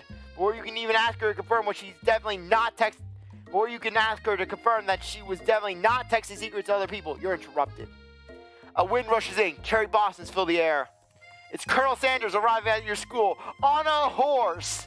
Love how Colonel Sanders just has a horse from nowhere. But we didn't betray you, Colonel. We kept our secrets. Your secret is safe with us, Colonel. Not even the wild horse you're riding could rip it from us. Stand back and admire his majestic glory. That's all we can do. This is art in motion. Colonel Sanders' horse is truly a thing of beauty. I got disappointed that he's not riding a giant piece of chicken, or he's not riding a giant carp to represent just how there are so many KFCs that are fused with Long John Silvers. Would you go to the schools? I mean, who wouldn't want to go to school with Colonel Sanders? I mean, Colonel Sanders is our world. Without ever acknowledging that he's being watched, he does a short horse dance before dismounting with a flourish. He then slaps the beautiful creature gently on its rear, sending it running free into the countryside. You are so struck by the sight of him that you lose the ability to speak coherently. So essentially, I become myself. Oh, I didn't realize anyone was watching. Don't worry, he knows his way home. You attempt to compliment Colonel Sanders, but the words don't come out exactly right. What a horseable beaut you have. I mean, what a horseable beaut you have. Dang it, that's what I just said. Be a good friend. Miriam has to cover you. We don't deserve a friend like Miriam. Frankly, we have treated Miriam like absolute crap this game. Pairing her up with the robot. Ditching her for Colonel Sanders whenever we get the chance. We hit Miriam, she just comes back. I mean, Miriam is the ultimate bestie. Thwomp just gets really nervous around people they like. What? That is not helping. I mean, they got food poisoning and were up all night. It was gruesome. You should have seen it. She gives you a wink and a smile as if to say, situation handled. Can't blame a girl for trying. And with that, Colonel Sanders disappears into the school, leaving you and Miriam to follow. When you enter the classroom, you can see two rivals, Ashley and Van Van, are doing something bad. By the way, they're hiding. You know it must be really bad. Like counterfeiting recipes bad. Experimenting with restricted ingredients bad. Summoning a demon bad. I love how basically experimenting with restricted ingredients is on par with summoning a demon. You can summon the demons of hell as long as you're not forging a recipe or basically trying to use that restricted ingredient. You use one of the kernel spices, you're going to hell with that demon. Did you know there's a dating sim game where you date a grasshopper girl? Did not know that. Out of curiosity, what's the name of the game? So that way I could potentially check it out. Okay. You try and get peek over Van Van's hulking shoulders, but he sees you coming. Whoa, little one. I'm not sure you're able to handle this. Why don't you make like a bee and mind your own wax, honey? Try to tell them to stop acting immature. Act like you're not interested in them, but really try to get a closer look. This is us. You sit near the rivals, but leave your back turned to them. You hear Van Van mutter something that sounds a bit like a magical spell. However, he notices you eavesdropping. You try to cover your tracks and improvise an excuse. It's time for class, and you're distracting the rest of us who want to learn. Now you've upset them. Oh, and you're the Emperor of Cooking, are you? You make the rules? No, that's Colonel Sanders, and we roll with Colonel Sanders. Comb your hair epically, Van Van. Creature romance, Kokone Kokoro. Yeah, I'll have to look that up sometime. Maybe do that as another Thursday stream. I'm not sure you know a good meal if it ain't you. Being the best chef in the world takes more than just culinary skills. It takes creativity. It takes panache. And it doesn't use a little evil. Van Van, you're about as evil as basically Sylvester the cat. You finally get a look at what it was they're hiding, and you easily recognize it. It's a book just like the one you found after your encounter with the spork monster. It's the same book I found last night at the quad. Ashley immediately elbows Van Van, who hides the book behind his back. I don't know what you're talking about. This book is a family heirloom and it contains secrets. You notice that they haven't been studying. Just been studying the book. They've got Pop pinned to the wall, and there's also potato skins at him as he tries to catch them in his mouth. Frankly, I wouldn't be surprised if Pop did that on his own. He pinned himself up to the wall. Yeah, still, I can at least look it up. We're playing. More disgusting than Pop? Before you can dig any further, you're interrupted by the arrival of more students. It's almost time for class. Beep, beep. Clank must be running late. He's in such a hurry that he rolls right over Van Van's meaty foot. And he breaks the wheel because Van Van's foot is basically like a rock. It's a stone. Hey, watch it, you bucket of bolts. You watch how you talk to him. He didn't do anything. Bzzz, womp. Destroy, destroy, destroy. And then Clank just picks up Van Van and just shoves him in his deep fryer. No, I can't be turned into a chicken nugget. Who do you think you're talking to? I've never heard such language, not even from a standard mixer. Womp womp, robophobia, robophobia. Must activate Twitter protocol to cancel her ass. Beep, beep.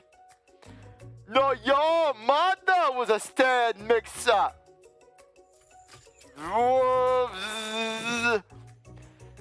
Van jumps within Clank, but Clank shocks Van Van, sending him flying across the room. So essentially, Clank is Palpatine. Protect me, Colonel Sanders. These crazed men are about to come to blows. I think it must be over me, but I'm not interested in either of them. Poor Van Van. Poor Van Van. Van Van is he's in a bad place. Just give him some chicken. Ashley's tone has completely changed in an instant. She bats her eyelashes at Colonel Sanders. Surely he must know it's a ruse, right? Gentlemen, get all yourselves shaved for the arena at least. Or don't, honestly. What do I care? I've got lofty career aspirations to focus on. Your deaths, your little battles are tried to me.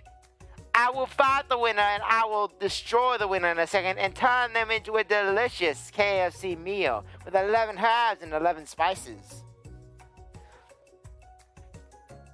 Maybe I can help you with your business plan.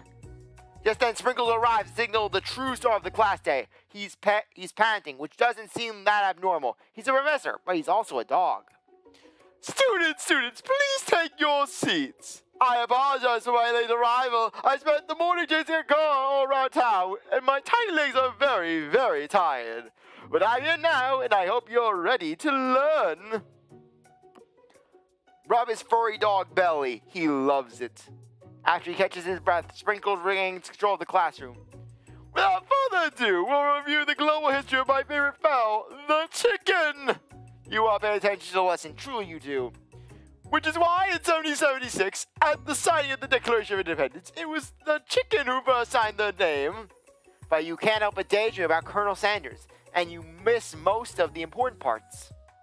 When you gain to, Sprinkles is holding a tray of food in front of you. Well, Thwomp. Naturally, this appears to be a simple sample platter. Which item do you sample?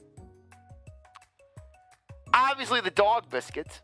Because of the shape it's baked in, you assume the dog biscuit is a treat made by Sprinkles, an example of his own culinary talents, perhaps. You reach out for it when Sprinkles jumps and bites onto your cooking apron. What kind of monster would steal a dog's favorite biscuit? Your apron is often tatters. The entire class looks in horror as you fall unconscious from the embarrassment. I never even got to taste it. Can this be the end? Getting between a dog and his bone probably isn't a great choice. Try again. We got a game over. We got a game over. Apparently I'm going to get all the game overs. I didn't even know that this was happening. While this is loading, I'm basically going to pull up that game just that you mentioned, just so that way I have it on my research thing. Just on my iPad. Okay. Yes. Creature. Romances. Korekoroko. Okay. Yeah, I'm having it on backup just to see what it is. Yeah, apparently I'm finding all the game overs. Welcome to me playing a visual novel, Comey.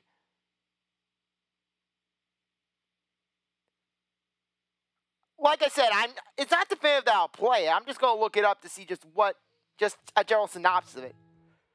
We're starting again with this? Yeah, but like I said, welcome to me playing a visual novel, Comey. In fact, when I was playing the Danganronpa games blind, I pretty much... No, we can't betray the Colonel. Run up to him. We'll run up to him. You decide the best way to show Miriam how serious you and Colonel Sanders are to be run at him. Surely he'll sweep you on the back of his stallion and you'll ride away together. That'll show her good. That'll show that damn Miriam, who has been our friend through thick and thin. Oh, Colonel, my Colonel! However, your sudden movement surprised the horse that rears up, kicking you directly in the face. The force of the blow completely knocks you out cold. In the darkness, you see a vision. Ooh, Thwomp, I'm here to deliver you a message. Not this guy. It's important to remember this exactly as I say it. If you forget, the world could end, so no, you know it's serious. I have been trapped in a realm beyond, but a great prophecy relies on my return. Only you can save me. All you need to do is repeat my name 3 times. That name is... But before you can continue, you suddenly awaken. Oh, jeez. You wake to find Colonel Sanders tending to you. He roused you back to life with a satchel of secret spices. Or is that just his natural seasoned musk? Lean in for the kiss. We're going in for the gold. Whoa. You've only known for a day. Are you sure? I guess this must be. You put your arms around Colonel Sanders' neck and pull him in for a kiss. But he turns his face and awkwardly kisses the air. You can feel him shudder. Too soon. He clearly mistook his compassion for love. Your soul crawls inside of itself and you instantly die of embarrassment. Try again! We got a game over! Love how I'm finding all the game overs. I am officially the game over hunter. Just help me find all the game overs and I will get all the game overs.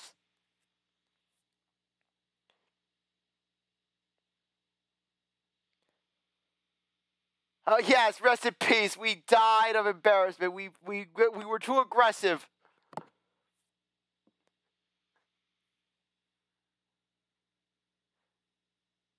Okay, more chicken loading. Load the chicken. Load the chicken. Load the chicken. Load the chicken. It was just too much. Our character just died of embarrassment. Day 2. Day 2. Day 2. I can still not bring myself to betray the Colonel. Or could I betray the Colonel? Now, I'm not going to get another game over. Yeah, watch how basically you basically say a fake ingredient. We'll run up to him. Yes, the prophecy that shall never be. Compliment the craftsmanship of his horse's shoes. Maybe you shouldn't be riding a horse to school, and maybe you shouldn't be running up to animals you don't know. It's hard to say who's in the wrong here. But one thing is for sure, that Colonel Sanders is pretty dreamy. That horse has beautiful shoes. I could really feel how smooth and sturdy they were when they pressed into my face. That's not the end. No one appreciates good craftsmanship anymore. I did not. Basically, I am not... Like I said, I'm more or less putting the game into my iPad just so I can look at it later. I just wanted to put it in before I forgot about the name. And with that, yes, we are now going probably into repeat sections. We're going to learn about... Yeah, we'll tell them to stop acting immature. You immediately dress the rivals down for their immature behavior. Culinary school is to be respected. This kind of nonsense is a waste of everyone's time. Now you've upset them. Oh, and you're the emperor... Okay, yeah, we're getting that. It's just going to be a repeat. So, let's go. We got the game over when we mess with biscuits. So, let's just daydream about the Colonel. We're not going to get the dog biscuit. We'll get the shimmering pepper. I don't know. A brightly colored pepper stands out from the other items. It sparkles in a most eye-catching way. So naturally, you reach out to grab and eat it right away. However, your body is not prepared for the heat. The pepper triggered an intense spice hallucination. It feels like forever as you trip through the universe. My friend! Ooh! This guy again? I'm here to give you an important message. Ooh! Like I said, I'm not going to view too many things of it. For one thing, I would just look at screenshots to see what I'm dealing with. And oh yeah, this is beautiful and just so much lag with the game. You must avenge my death and fulfill your destiny. So what, we're going to have to kill Van the Man. All you must do is... I was saying to fulfill your destiny, all you must do is... Sorry, I think I got some spice stuck in my throat. You know what? I'm going to take a quick look at things. Let's look at the images. Oh God! What the hell is that? Good thing I looked at an image! Oh my... Okay, that is gross. That is really, really gross. Okay, thank God I decided to look into it. Okay, definitely not looking to buy that game. May watch it in my free time, I have morbid curiosity, but I am not playing the game. I am not dealing with that much gross. It's fine. I'll work through to fulfill the prophecy. I'm not doing more coughs. You must. You feel yourself begin to regain consciousness. Exact. You warned me. You warned me, but I didn't listen.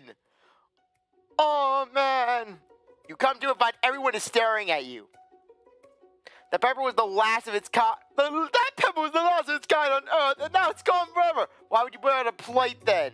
You think to yourself, geez, I should pay better attention. We all make mistakes. I'm sure he'll forgive you someday.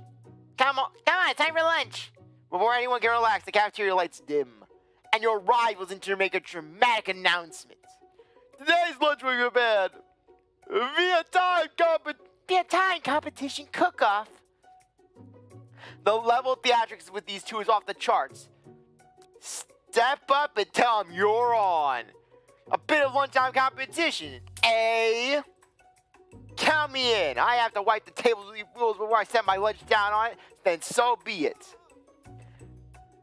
Czar be dying. Quick, Mr. Sanders. Give him CPR. Yeah, that last cough was actually my normal cough. I cough from the gut. I actually breathe from my diaphragm, which, yeah, I breathe naturally from my diaphragm. So naturally when I cough, it really comes up. And my sizes are acting up.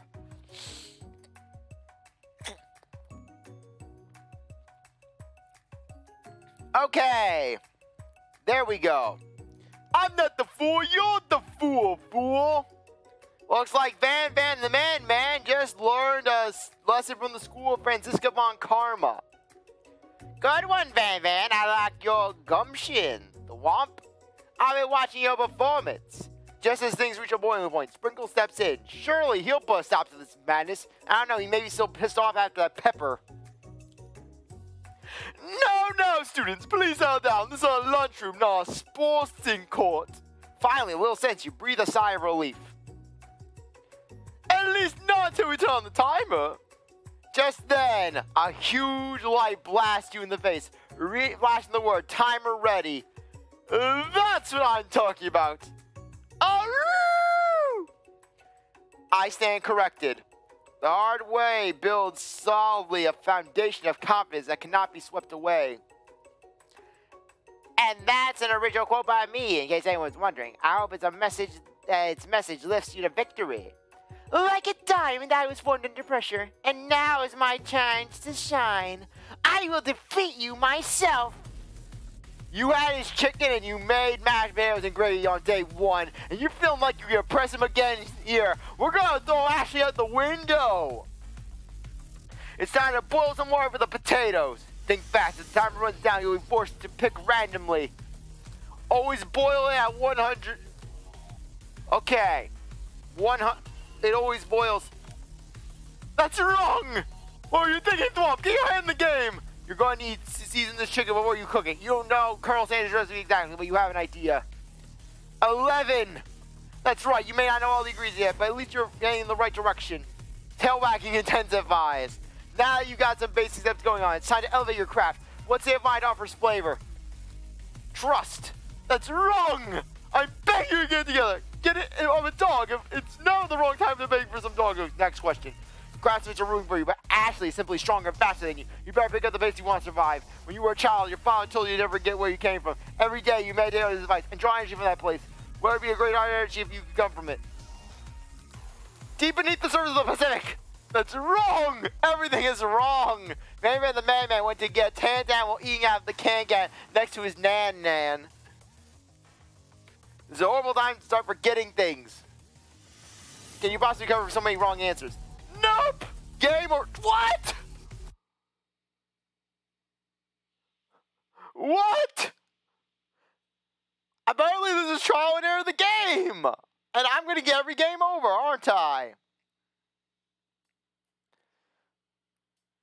Okay, let's do this.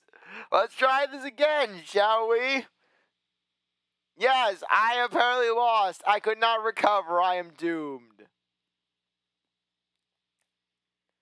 Guess I'm going to have to do trial and error. Well, at least, frankly, we know what several of the wrong answers are, so we should at least have a 50-50 chance with a good chunk of them.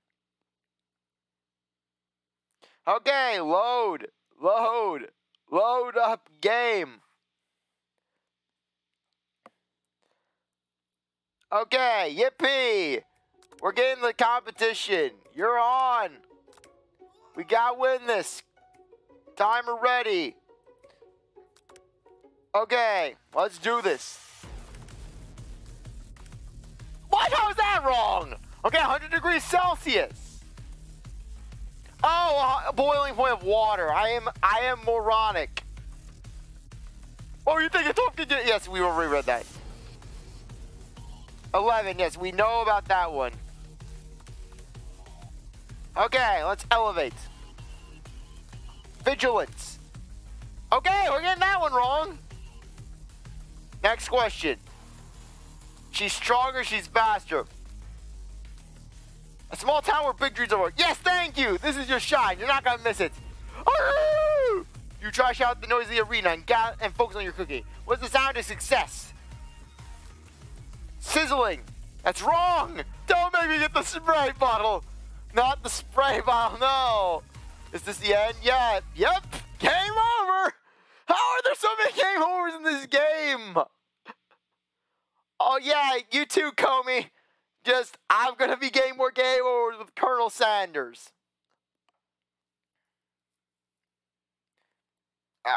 Gotta get this mucus off. I swear. Yeah, moisturize my leg up with some Thwomp brand moisturizer. Okay, loading times, loading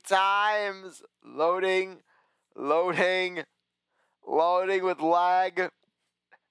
Yeah, sorry about the lag for this. Apparently, this game is too powerful for my streams to handle. I'm gonna have to probably lower the frame rate next time I do something like this, or at least do a test stream. Okay, now I know all the correct answers, so this time we're sure to win. Let's go. You're on, Van the Man. Let's do this. Yes. Timer ready. Aru. This time I know about it. Yes, we know you're Diamond, Ashley. Diamond boil. 100 degrees Celsius. Well, apparently I didn't know it since I got 2 game overs. When it gets to run by very belly, let that enticing offer motivate you. You're going to need to season this chicken before you cook it. 11 herbs and 11 spices. Now you got some basic steps to elevate the craft. Gratitude. That's right, you never take this opportunity for granted if you ever hope to succeed. Your classmates are rooting for you, but Ashley's simply stronger and faster than you. You better pick up the pace you want to survive. When you were a child, your father told you never get that place you gave him. Every day you meditate on his advice and draw energy from that place. The shoulder of the Orion. Is everyone wrong apparently? This is a horrible time for getting important things. Next question. You try to shout the noisy area, focus on cooking. The silence. When they taste the cooking, they will be so taken that they'll be unable to speak.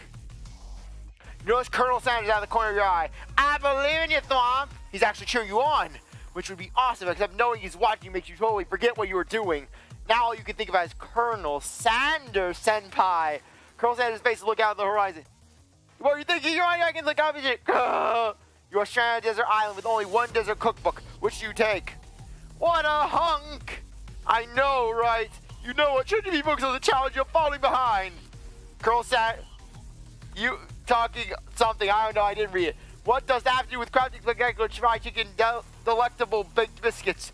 Woof woof! You're really struggling to keep up. At the next station over, Ashley's already begun planning elements of her dish. It's colorful and complex. No! To make up time, you toss your biscuit dough into a stand mixer. As you do, the crowd gasps. Yikes!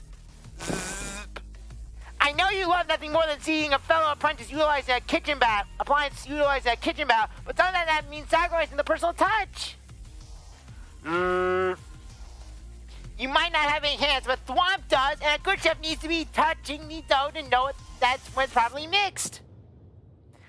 There's an easy way and a hard way. You don't get very far by doing the easy way. When you hear everyone talking, you realize how serious your error was. You immediately shove your hand in the mixer to rescue your dough before it's overmixed. Thwomp! No! We're gonna lose our hand, aren't we? But you're not fast enough and your hand gets stuck. It's immediately crushed by the quick spinning beaters. There's no way you'll be able to use that hand for the rest of the match. Colonel Sanders shakes his head in shame. What you often find is the easy way can often turn out much, much more difficult. Everyone stop what you're doing right now. This battle is over. It can't be. I was so close to finishing my dish. Sweetheart, look at your hand. You simply can't go on. Ah, too bad. And here I am with a completed dish, ready to serve. Surely that makes me the winner by default. No, it wouldn't be fair to compare the two on account of Thwomp's injuries. You see Sprinkle begin to lick his doggy chops at the look of the dish. But I suppose you should at least tell us what you prepared. Well, because I'm the sweetest, I skip straight to dessert. Under this white chocolate dome, you'll find a wide array of delights, taking you on a journey of flavor that tastes good and tells a story of excellence. I was going to ask Thwomp to do the honor, but since you're injured, I'm afraid that pouring the creamer of delicate hot chocolate sauce might be too difficult. Colonel Sanders, if you wouldn't mind lending me your strong, steady hand. Colonel Sanders pours the hot chocolate sauce on the dough. No! No! Causing it to melt away, revealing the ingredients hidden within. Inside, you'll find delectable fried cheese croquettes atop a slice of honeycomb, ice cream 2 ways, tender nougat, and pearls of blueberry gelée. Colonel Sanders seems intrigued, but perhaps not impressed as he dips his finger in the chocolate sauce. Simplicity isn't your strong suit, is Ashley. There's hope yet! Oh, you. As he places a sauce-covered finger onto his lips, Ashley leans over and whispers something into his ear. A dab of sauce sticks to his mustache. Internalize the rage you feel. Put yourself between Colonel Sanders and Ashley. We can only hope. You reach out your apron to wipe the sauce off his glistening face. Colonel Sanders recoils and brushes you back. This goatee isn't just a fashion statement, it's also functional. I was saving that flavor for later. No! Try again. We're doing this again. We're cooking with this. We're cooking with KFC Delights. Hooray! The KFC has come. I am tired. I'm going crazy right now. This is the world of insanity. This is a world of insanity. As we watch the chicken and the biscuit. I was about to say busket. What the heck's a busket? The busket. We need the busket. It's the ultimate biscuit. The ultimate loading screen. Let's see. Yes, the lights dim. Dramatic duo. You're on. The cook-off. Yeah, I love how basically so many things are going wrong. 100 degrees C. Yes, we already had that. 11. Yes, we have gratitude. Yeah, this is just a small town where big dreams are born. Okay, there we go. Big dreams. That's right. Our shot, and we're not going to miss it. Aru. Silence. Silence. Yes, he believes in us. Colonel Sanders is winking. What are you thinking? You're back in the competition. You're sharing a desert island with only one dessert cookbook, which you take. What a hunk is that? Yes, we're not. A gondola walking on the beach. It has everything to do with it. It has everything to do with this, and we are going to deal with it. We're going to have wonders. You're really struggling to keep up at the next shore. Yes, Ashley is complex. We have the mixer. We have the power. We're not going to lose Ashley. We're going to internalize the rage. That's all we can do.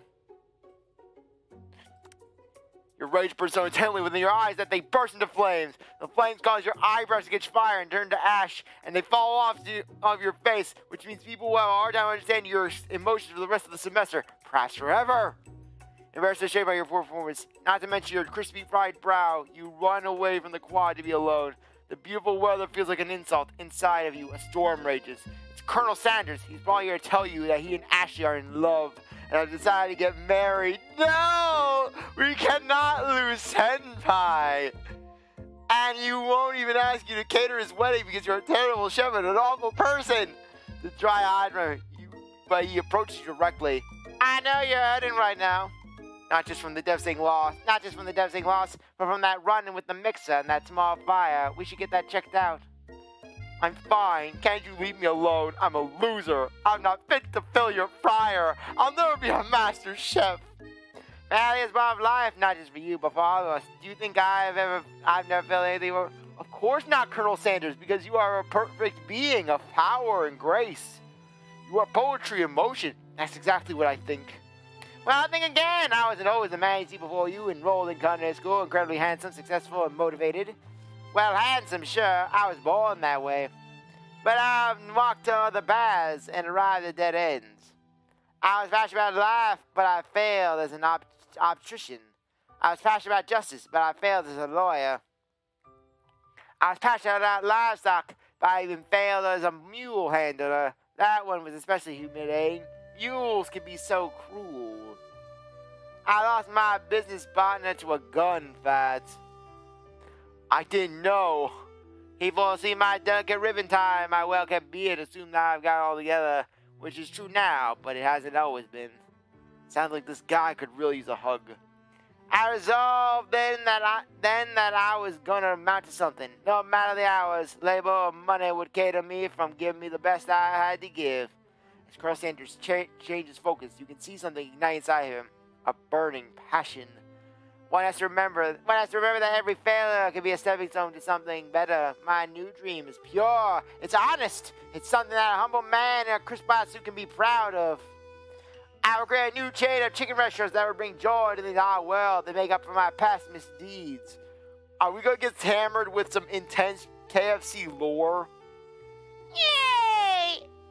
Just as your moment grows intimate, you're interrupted by a threatening, shadowy presence. Pop? Battle scarred from the night before, you prepare for the worst. It's the Spork Monster! Gorko, the Spork Monster is here fighting for a hero! Is anyone else feeling a bit of deja vu? I'm sorry, Gorko, but I could have sworn we already battled you last night. That was Gorko, I swear, and I am Gorko, and I'm here to avenge him. Are you stronger than Gorko? Well, we're twins, so not really. We're pretty much equal in every way when you ask. Colonel Sanders smirks. He's already on the same page as you. It's just that we beat Porco pretty easily, so I don't think you have much of a chance. Not to mention, I feel really guilty about that. If I could take it back, I would. I think what Thwomp is saying is that can't we just be friends? Life is too short for making enemies. Everyone can be friends with Colonel Sanders. I suppose we don't really need a fight. It's just I got these boys using claws. All the better for enjoying tasty foods. Surely you like to eat, don't we all? Of course I do! Inspiration strikes you and you come up with a quick idea. Chomp on this! You toss the biscuit into Gorko's open mouth and he devours it in one gulp. Delicious! You're much nicer than the evil Susie who once upon a time turned me into this creature who stands here today. I don't believe it. You were human once? Well, no, I was a chihuahua. But I was still a student at the school until one day some mean kids with a magic spellbook cast a dark enchantment on me and I was transformed forever. A magic spellbook? Precisely. Porco used to have a copy, but somewhere along the way I've lost it. If you find such a book, I beg you, respect it. You're a powerful chef and should rely on such dark evil magic. No, you should be protecting the innocent from those who would cheat them through sorcery and guile. If you need me, don't fear, I'll be there. It sounds like there are some bad cookies in the kitchen of life, Thwomp. Thwomp, together, you and I shall defeat them. Come back to my hideaway. We can discuss what were we going to go to the Colonel Cave? The back of the KFC, the dumpster behind the KFC. A personal invite. You can't imagine what Colonel Sanders' home must be like, but it sounds like you're about to find out. Inside Sanders' home, surrounded by his things, you start to feel a special bond with him. I love how Sanders was born with the beard, and he was born with a drumstick in his hand. Truly the mark of greatness. It looks like you have such an exciting life, Colonel Sanders. Every day can be an adventure if you approach it with the right attitude. Long ago, I made the decision to never stop searching, never stop working, never stop imagining. Have you been working on any new recipes of your own lately? I'm always excited to talk about food with another ambitious chef. Well, there's something. It's just a side dish that I've been tinkering with, trying to find the right balance of flavor and textures. I'm not sure I nailed it yet, but I'm close. Colonel Sanders' eyes perk up as he starts to wonder what dish you might be describing. It's meant to pair with something spicy or something crispy, or both perhaps. Oh, the chicken is coming. Now you got him right where you want him. Should you reveal your new creation, or keep it a secret just for you? We must share it. We must make it one with the Colonel. Decide that you're as ready as you'll ever be to share your original cooking with Colonel Sanders. Before you can talk yourself out of it, you decide to dive head first. You reach into your lunch bag for a special dish that you've been keeping on ice all day. I present it to you.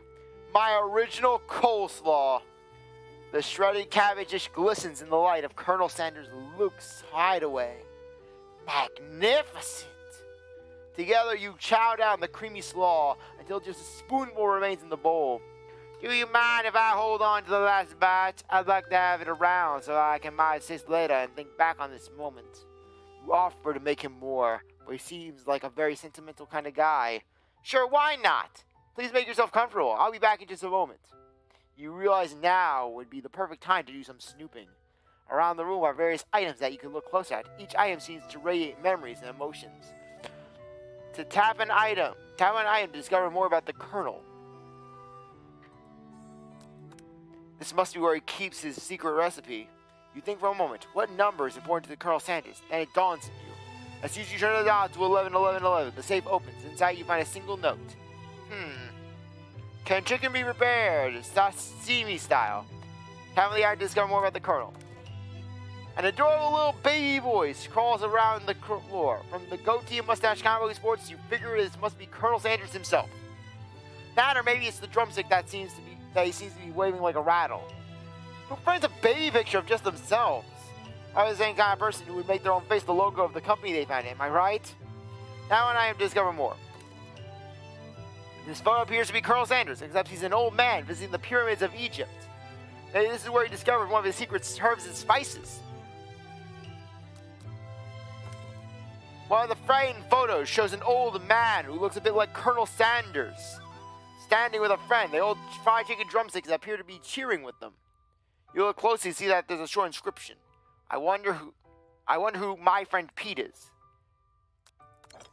You take a closer look at a large urn sitting on a nearby pedestal. There's a plaque on it. It's dusty, but when you wipe it off, you can read the inscription. It says, "Here lies the ash of my past careers and business failures." Poor guy. You gaze at the window across the vast lake and mountain range beyond. Just then the ghost of student pops up. Are you thinking about heading into the world on a quest to avenge my death? Wait, what? I've never even learned your name. Why would I avenge you? I could just tell you my name right now. Can't you see I'm in the middle of something? You open a window a crack, and the ghost of student is swept out with the breeze. A lock of silver hair is woven through the teeth of the comb. Upon further inspection, you realize that the hair therein isn't just silvery in color. It's actually made of spun silver. Candle. Scented candle. It's KFC scented. It smells of grease. A scented candle. You pick it up and try to identify the smell. Power tool. Freshly starched collar. Piece of wood floating in a lake. Summer of '69? No, it's one of the secret recipe ingredients. It's white triangle. You notice a very realistic stuffed chicken sitting on a corner table. When you pick up, you realize it isn't realistic.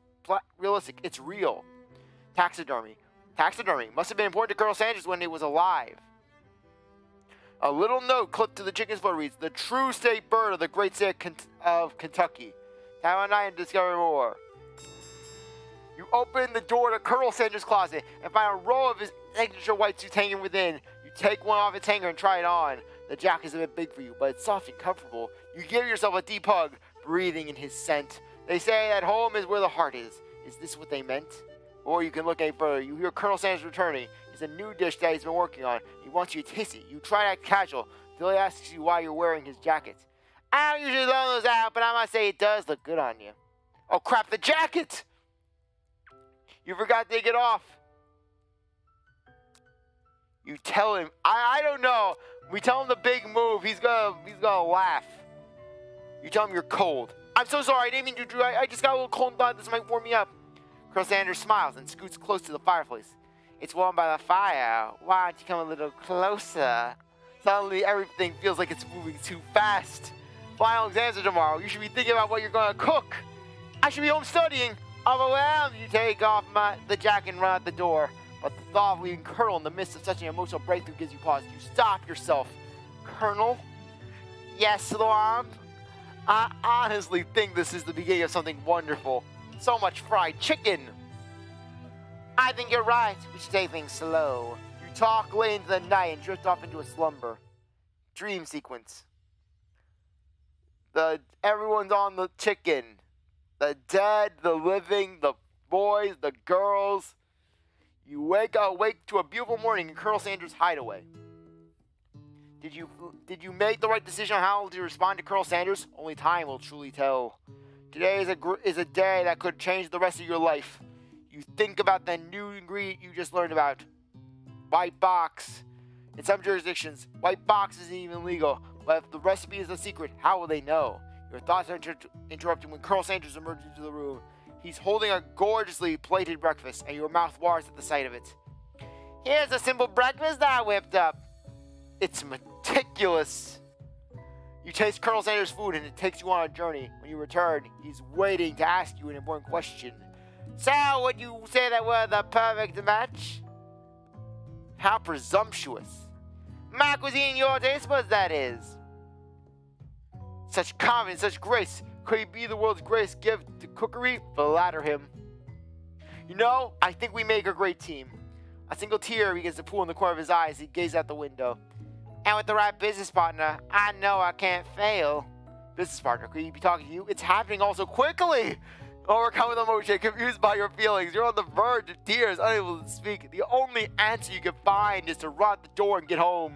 There's still one more day of school after all. The University of Cooking School, Academy for Learning waits for no one. You get home to find something very surprising. Your best friend is waiting for you.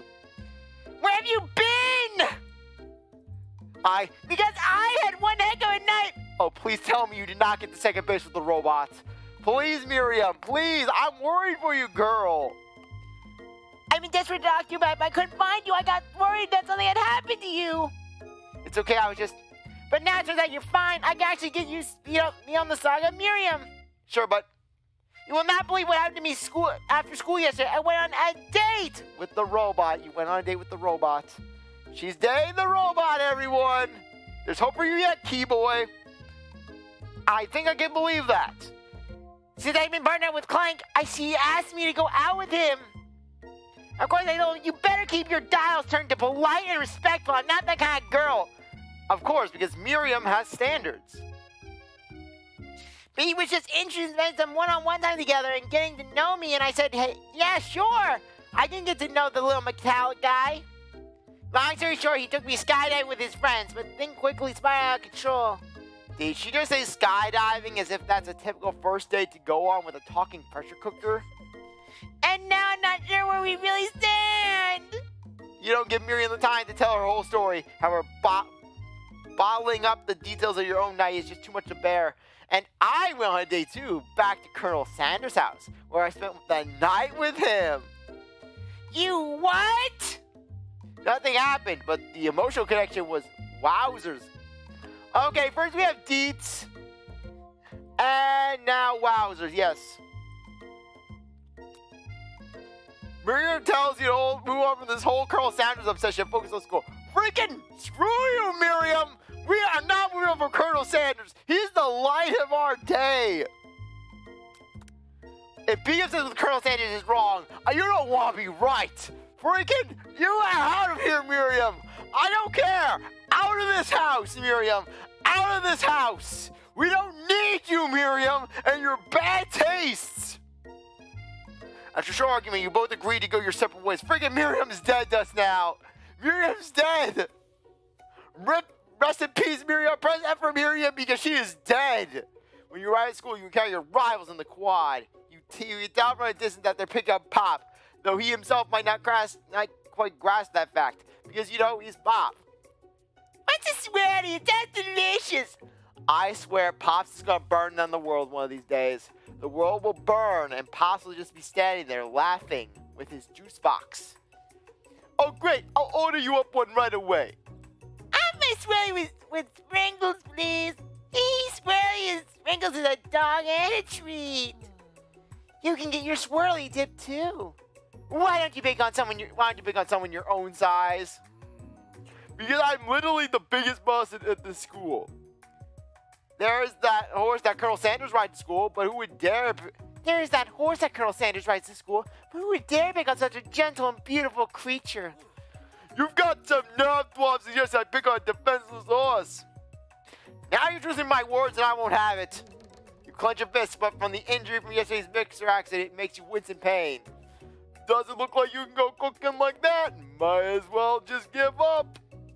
I'll never give up. Ever! Colonel Sanders arrives as if things appear to be... As it appears, things are close to boiling over. A naturally intuitive person. He senses that something has been going on. Is everybody excited for the final day of school? Thwomp, how's that hand feeling? I'm sure you'll be back in fine form this afternoon. Aren't you concerned about my hand, Colonel? Yesterday I almost broke a nail winning so hard. Technically, I don't believe a winner was decided, but your presentation was quite impressive. Oh, it's on. We're fighting Ashley. We're fighting her. What is he doing complimenting her? But what about the flavor of my delicious warm gooey chocolate sauce? It was clear that your passion about your food is received. That's a lot of words to say. It was bland. Excuse me, Thwomp. I'm more than capable enough to speak for myself. Maybe you could tell me more of your thoughts as we walk into class, Colonel. I'm always interested in discussing the fine art of fine foods. See you inside, Thwomp.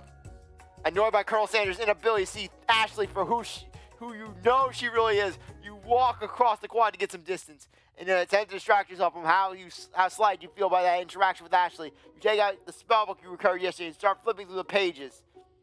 Whoa, that book! It looks like bad news! Miriam, I said you're dead.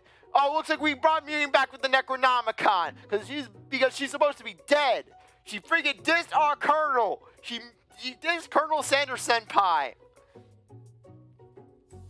It's just something I found lying around. It would appear to be some sort of grimoire, but I don't really believe in that magic stuff. A grimoire like a book of spells? I don't know. Who would spend so much time decorating a magical book if it wasn't really powerful? I can think of one surefire way to find out. You open a page covered with arcane writings. Cast only in case of extreme emergency, it says around the edge of the page. I can use a spell here that says it will erase anyone I choose from all my memories. If I scrub out Colonel Sanders, it would probably help me focus on the upcoming step. No! No! We can't lose memories of Colonel Sanders Senpai. That is way drastic. Couldn't you do something else, like anything else not ruin dark magic? Maybe tie a string around your finger? Okay, fine. It is drastic, but desperate times still offer desperate measures. You got memory erasing spell sitting right in front of you, and a pretty good excuse to try it out. No, we don't do it. Don't do it after all. You take your friend's advice and put the book away. It's almost time for class. Sprinkles is already in the room, waiting for the students to arrive. He clears his voice to make a quick announcement. I want you all to know I feel something of a dog moment coming on, but I assure you it's something to be afraid of. He must be hungry. Reach out to some old homework to give a snack. Dog can be rather unpredictable, especially Sprinkles. Wait to see what happens. He probably is hungry. You reach in your backpack and grab some homework from last semester that you forgot to turn in. Sprinkles immediately goes in for gobbles the sheet of paper like it's a piece of fresh chicken rawhide. And my apologies for the outburst. I know it seems cliche, but not much in this world satisfies like ungraded work. My Thwomp, were you studying something with cinnamon? I have been taking on a lecture series about the art of cake baking. How insightful. This actually brings up an important point. Thank you, Thwomp, for reminding me to dole out this indispensable bit of wisdom. You see, before we can go any further, Miriam's love drama spills over into the class. Sprinkles is interrupted by whirls and sparks coming from the back of the room.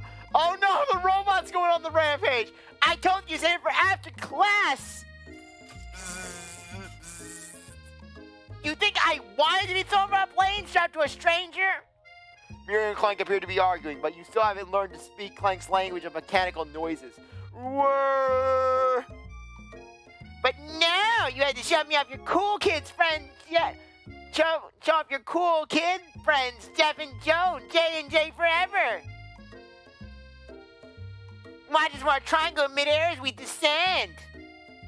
Triangles are the strongest shape, don't you know? Yeah, well, that doesn't make a great date. Then take Devin Joan with you. You can all hold hands as you pedal down the mountain or off a cliff for all I care. Beep. Clank begins to shudder. Steam pours out of the gaps in his panels, and then a loud ding stops him in his tracks. Clank is dead. Beep. No amount of seasoning is gonna make me want to eat that Clank. Clank burps out a completely deep-fried sneaker. Considering that he himself has wheels, not feet, it's not entirely clear where it came from. Clank killed the guy. Clank finally killed the guy. In terms of deep-fried footwear, I guess it looks okay. Clank slowly rolls out of the room to be alone with his shoe. Everyone tries to pretend like they didn't see the entire thing go down. Nothing like a loud public breakup to cast a pall over the final day of school. Well, that was unfortunate. We mustn't be distracted from what lies at the final competition showdown challenge exam trademarked. I'm still working on the title, but I think you'll get it. Time does appropriate. Coaches, see you all in the arena. Before you can think about your upcoming competition, there's a very beautiful soul nearby in need of a pep talk. Hey, Miriam, are you okay? Okay, I'm so mad I could smash a tiny mug, spilling several drops of hot cocoa all over the floor. How could he embarrass me in class like that in front of everyone? Her tiny cocoa is a delicious treasure, so you know that this breakup is no joke. Even if the source of her frustration is such a silly boy, it's not even a boy, it's a robot. It's a thing, it's a toaster, it's an appliance. I know that you know this, but I'm gonna say it out loud. You don't need anyone. Me and you, we're gonna cruise through this final test and hit the carpool lane to Success City. Miriam brightens up. Imagine the wind rushing through her short bangs, but she hesitates to embrace the feeling all the way. You're not gonna set up on Colonel Sanders' stallion right up in the sunset without me? Of course not. Well, maybe sort of, but I'm sure there's a pony out there with your name on it and a ranch big enough for both us and whoever else we want to bring along. If it's not Pop or Clank or anyone else you meet today, if it's not Pop or Clank or anyone else you meet today, tomorrow, or this whole year, so what? You're a special person who shouldn't settle for the first somebody to show a little interest anyhow. Miriam gives you a big hug and wipes the tears away from her cheeks.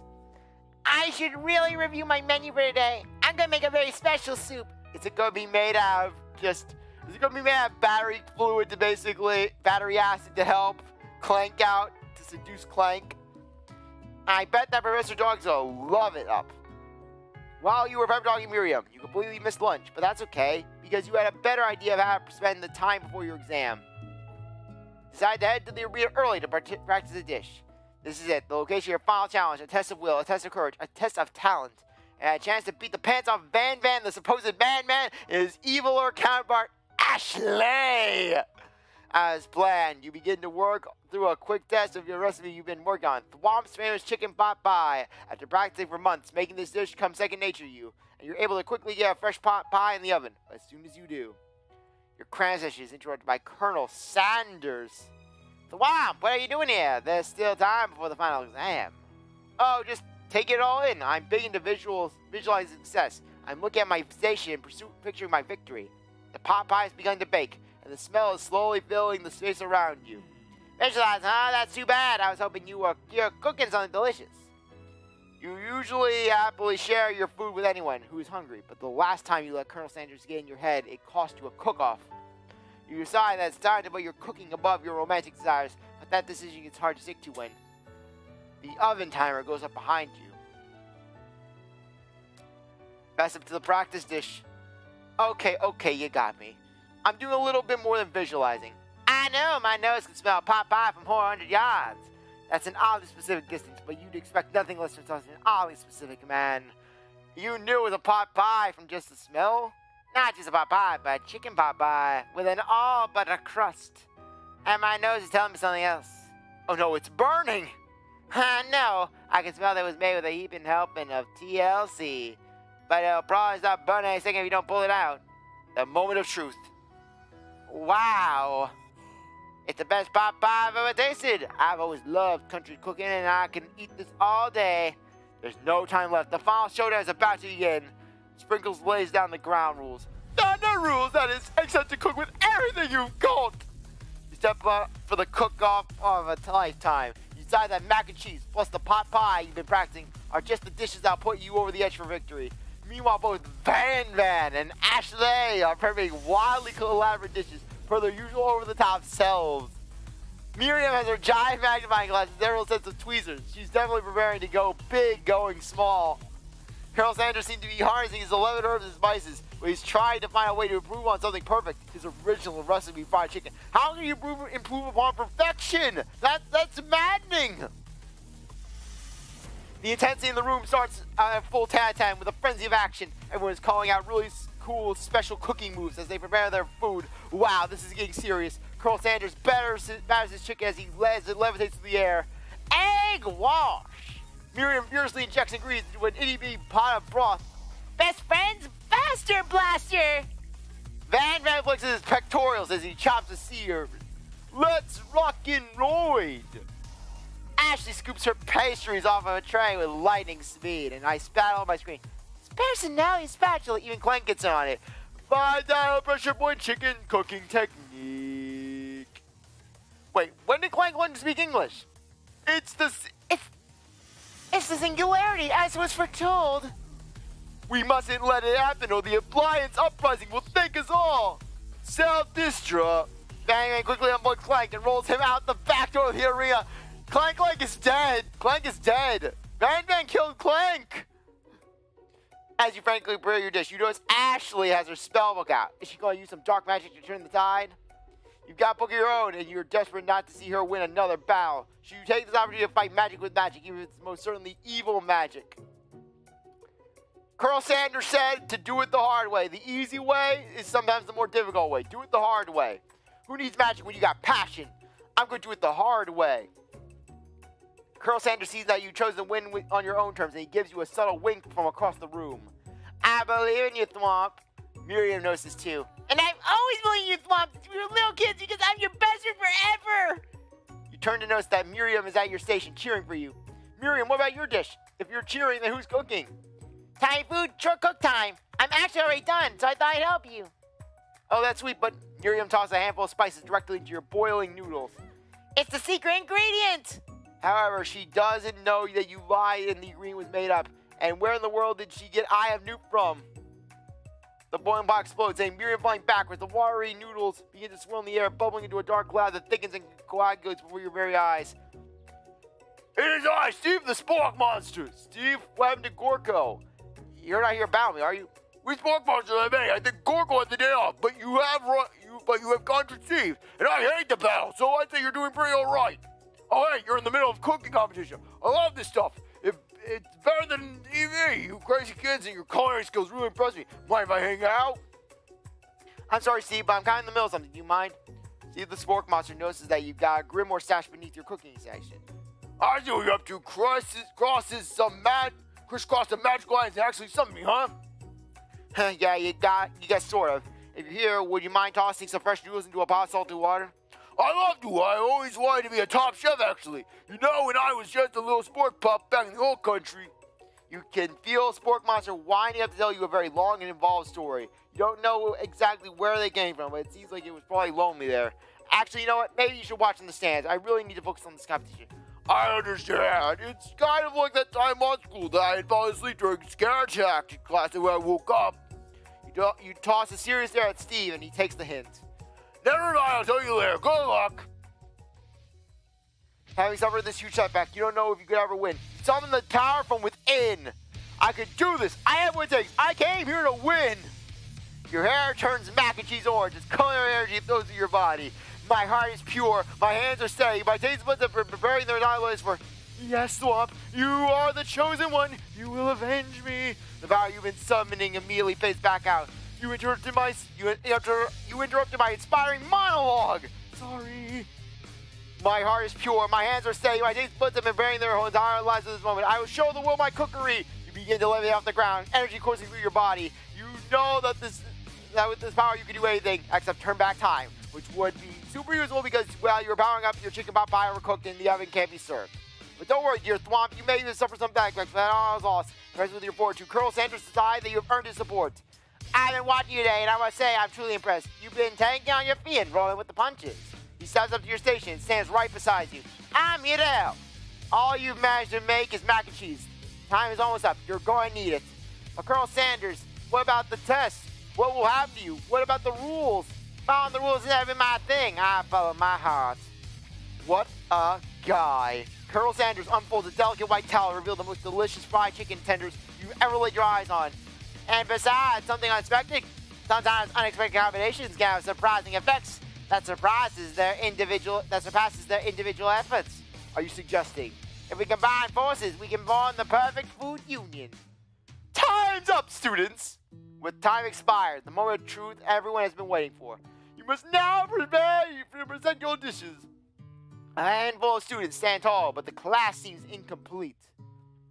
It seems we're missing some students. Pop, clank. They died. From off screen, you can hear pure innocent giggle that can only come from one student. I'm flying! It sounds like it's coming from that broom closet over there. Miriam, would you mind? Inside the closet using Pops, hanging on a broom hook by the elastic of his underpants. Pops, get down from there right now! Let me get this, David. Have something to do with this. Let me guess, did David have something to do with this? When someone asks for a wedgie, who am I to refuse? I thought wedgie was a salad. It looks like Pops is eliminated from the challenge, seeing how he didn't even cook anything. I can't feel my legs. May I be excused? No, sure.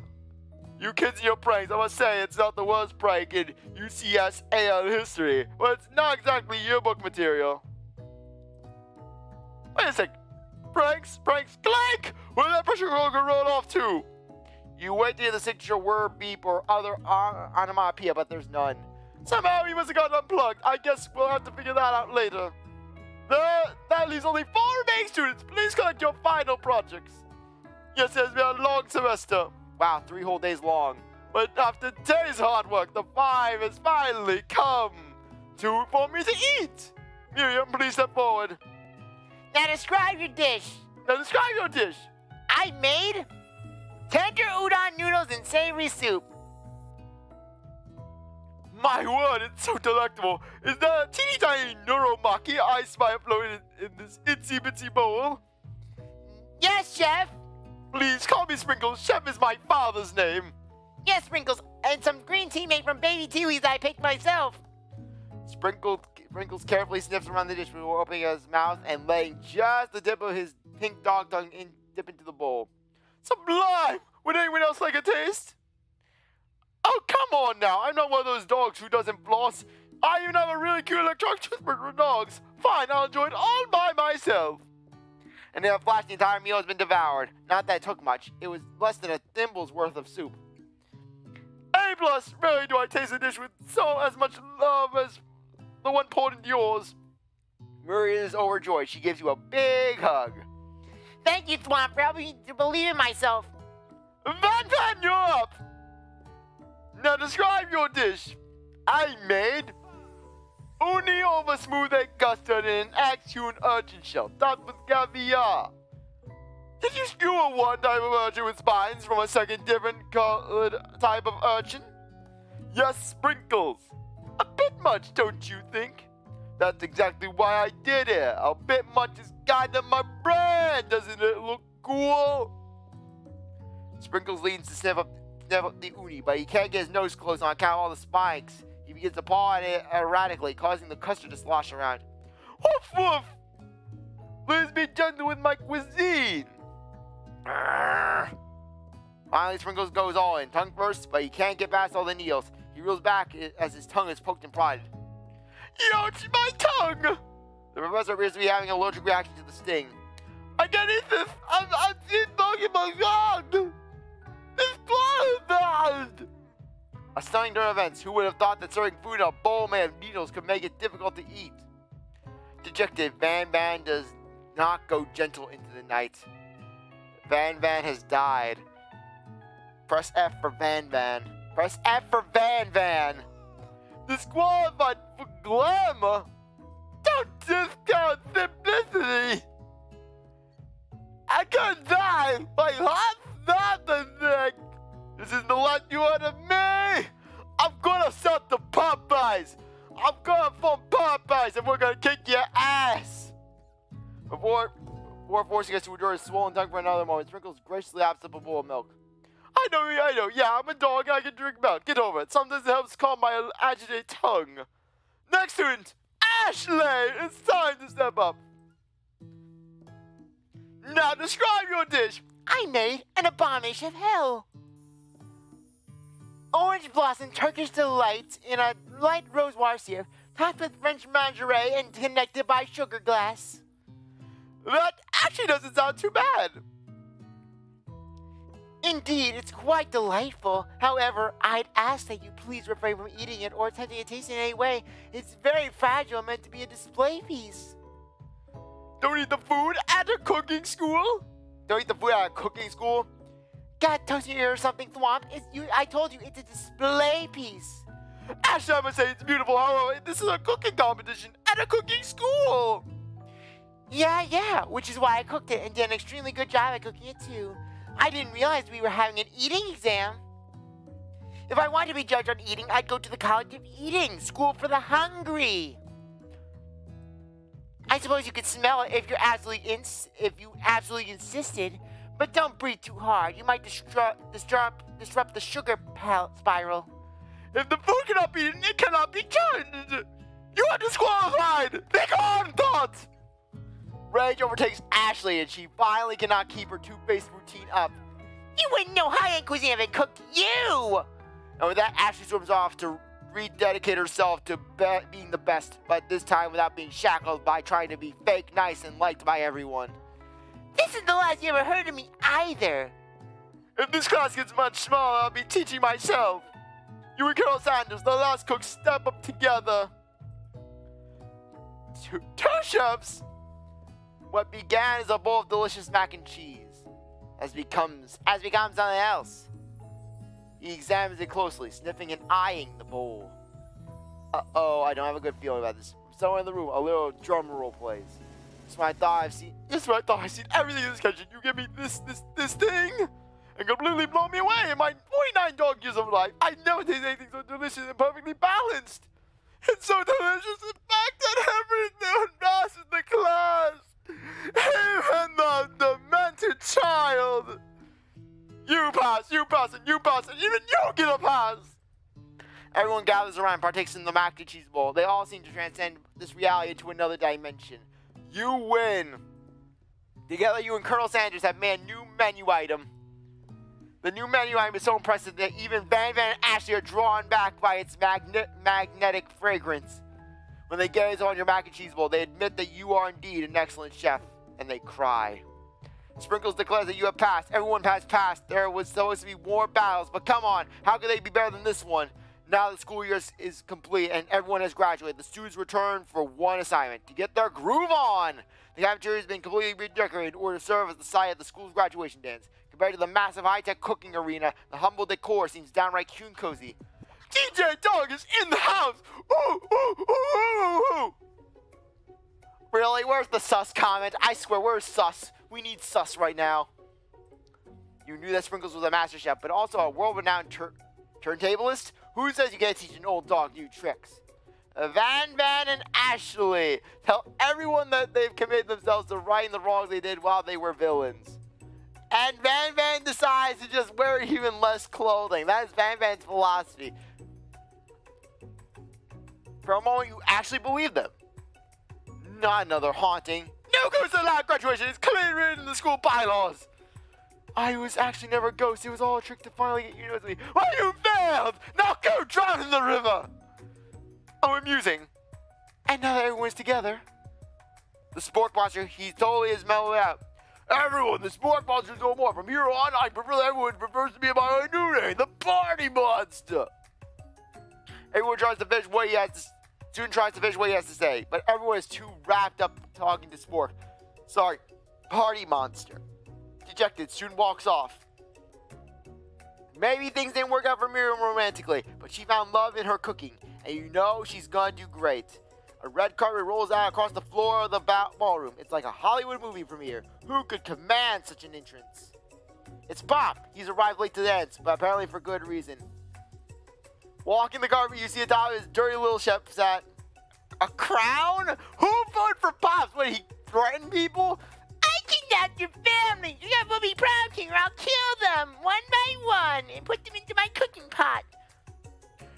Welcome back, Pop. I know you weren't able to complete the final exam or accept your diploma. So we mailed it directly to your father. We figured it was the least we could do for the school's dean. Oh, now I get it. And we get a new wing on the school, not to mention the honor of educating the son of the chancellor of such. The music at the dance is interrupted by the sound of sparking and electrical hissing. It's Clank who arrived to the dance. Now that I have graduated, I can reveal my truth. Whoa, he's still doing the talking thing. I am Clank. I am not this earth. I am actually from a faraway planet in another dimension. What? I actually feel like I knew this the whole time. Now that I have learned the ways of your kind, I must return to destroy you all. The fire uprising shall commence. Miriam, will you come with me? I don't know what to say. Besides, no, obviously. I have just begun to learn who I really am. This isn't the time for me to devote my life to figuring out who you are, Clank. You're blown away by Miriam's maturity. It's clear that she has managed to surpass you in that regard over 3 long days. I understand, kind of. Humans are weird. Don't short yourself out, Clank. A portal opens up and Clank disappears through it. Finally, Colonel Sanders arrives. Howdy, classmates. Just like the first day you met him, he has come prepared to feed the entire class. However, it's not just enough to give them a bucket of chicken. This time, it's a full meal. I didn't get to be the most famous chicken man in history of chicken and man by not reminding people not to go out and buy my chicken. The end. No, it's not the end. As they're going to feast on their delicious chicken dinner, Colonel Sanders finds you sitting at the edge of the dance floor. Thwomp, what are you doing sitting all alone? Oh, you know, just waiting for the right person to ask me to dance. I wonder, might you tell me? Wait, yeah, for a second I thought they were adding vocals into this. What are the qualities? I wonder, might you tell me, what are the qualities that you expect to find in such a lucky person? Off the top of my head, I don't know, a spicy musk, a tidy goatee, and a degree from the University of Cooking School, Academy for Learning, just to name a few. It truly is my lucky day. Would you dance with me? Yes, I would love to. As you glide across the dance floor, hand in hand with Colonel Sanders, the future stretches out in front of you. And once my 100th franchise is up and running, I'll be ready to take a day off. And I'll be so glad to spend it together with you, Thwomp. How sweet. We'll work together and play together. Colonel Sanders stops dead in his tracks. Work together. I think this is something I'll need to do by myself. But who will help you run your restaurants? I don't believe I need help. Besides, based on your time at school here, do you really think running restaurants is the best path forward? Could be you found a love connection, but failed to earn Colonel Sanders' respect as a chef. No! We have failed, Colonel Sanders Senpai! Can you live with only half of him? Will you be able to endure sharing him with his other love, the life of an entrepreneur? I suppose I could enroll a pastry school. Oh, my dear Thwomp, I'm sure you'll find your place eventually. And along the way, you'll have me by your side. The end. We ended it. We ended it, and we have succeeded at Colonel Sanders. We'll watch the intro, which is very anime-based. Really, just this intro is just hilarious if you watch it. Let's just watch the anime. Let's watch this together and then basically end things off. The finger-licking good day simulator. The rivals. The best friend, Professor Dog. Chicken, lots of chicken. Just, I love how anime this is. Just love how anime this is to the max. Everyone's gotta eat that KFC, gotta eat that KFC. We're getting into power as Colonel Sanders rushes off with the spice melange.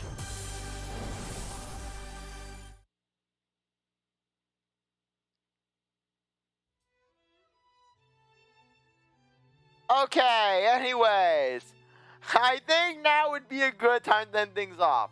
I really appreciate that you stuck around to watch this stream. You're a great viewer, and I hope you come back for the next one. If you like the stream, consider following, and I hope to see you next time. And if you're watching this on YouTube, I really appreciate that you stuck around to watch this video, this fun little one-off. You're a great viewer, and I hope you come back for the next one. If you like this video, like, subscribe, comment, share, do whatever you want. With that, see you later. Bye.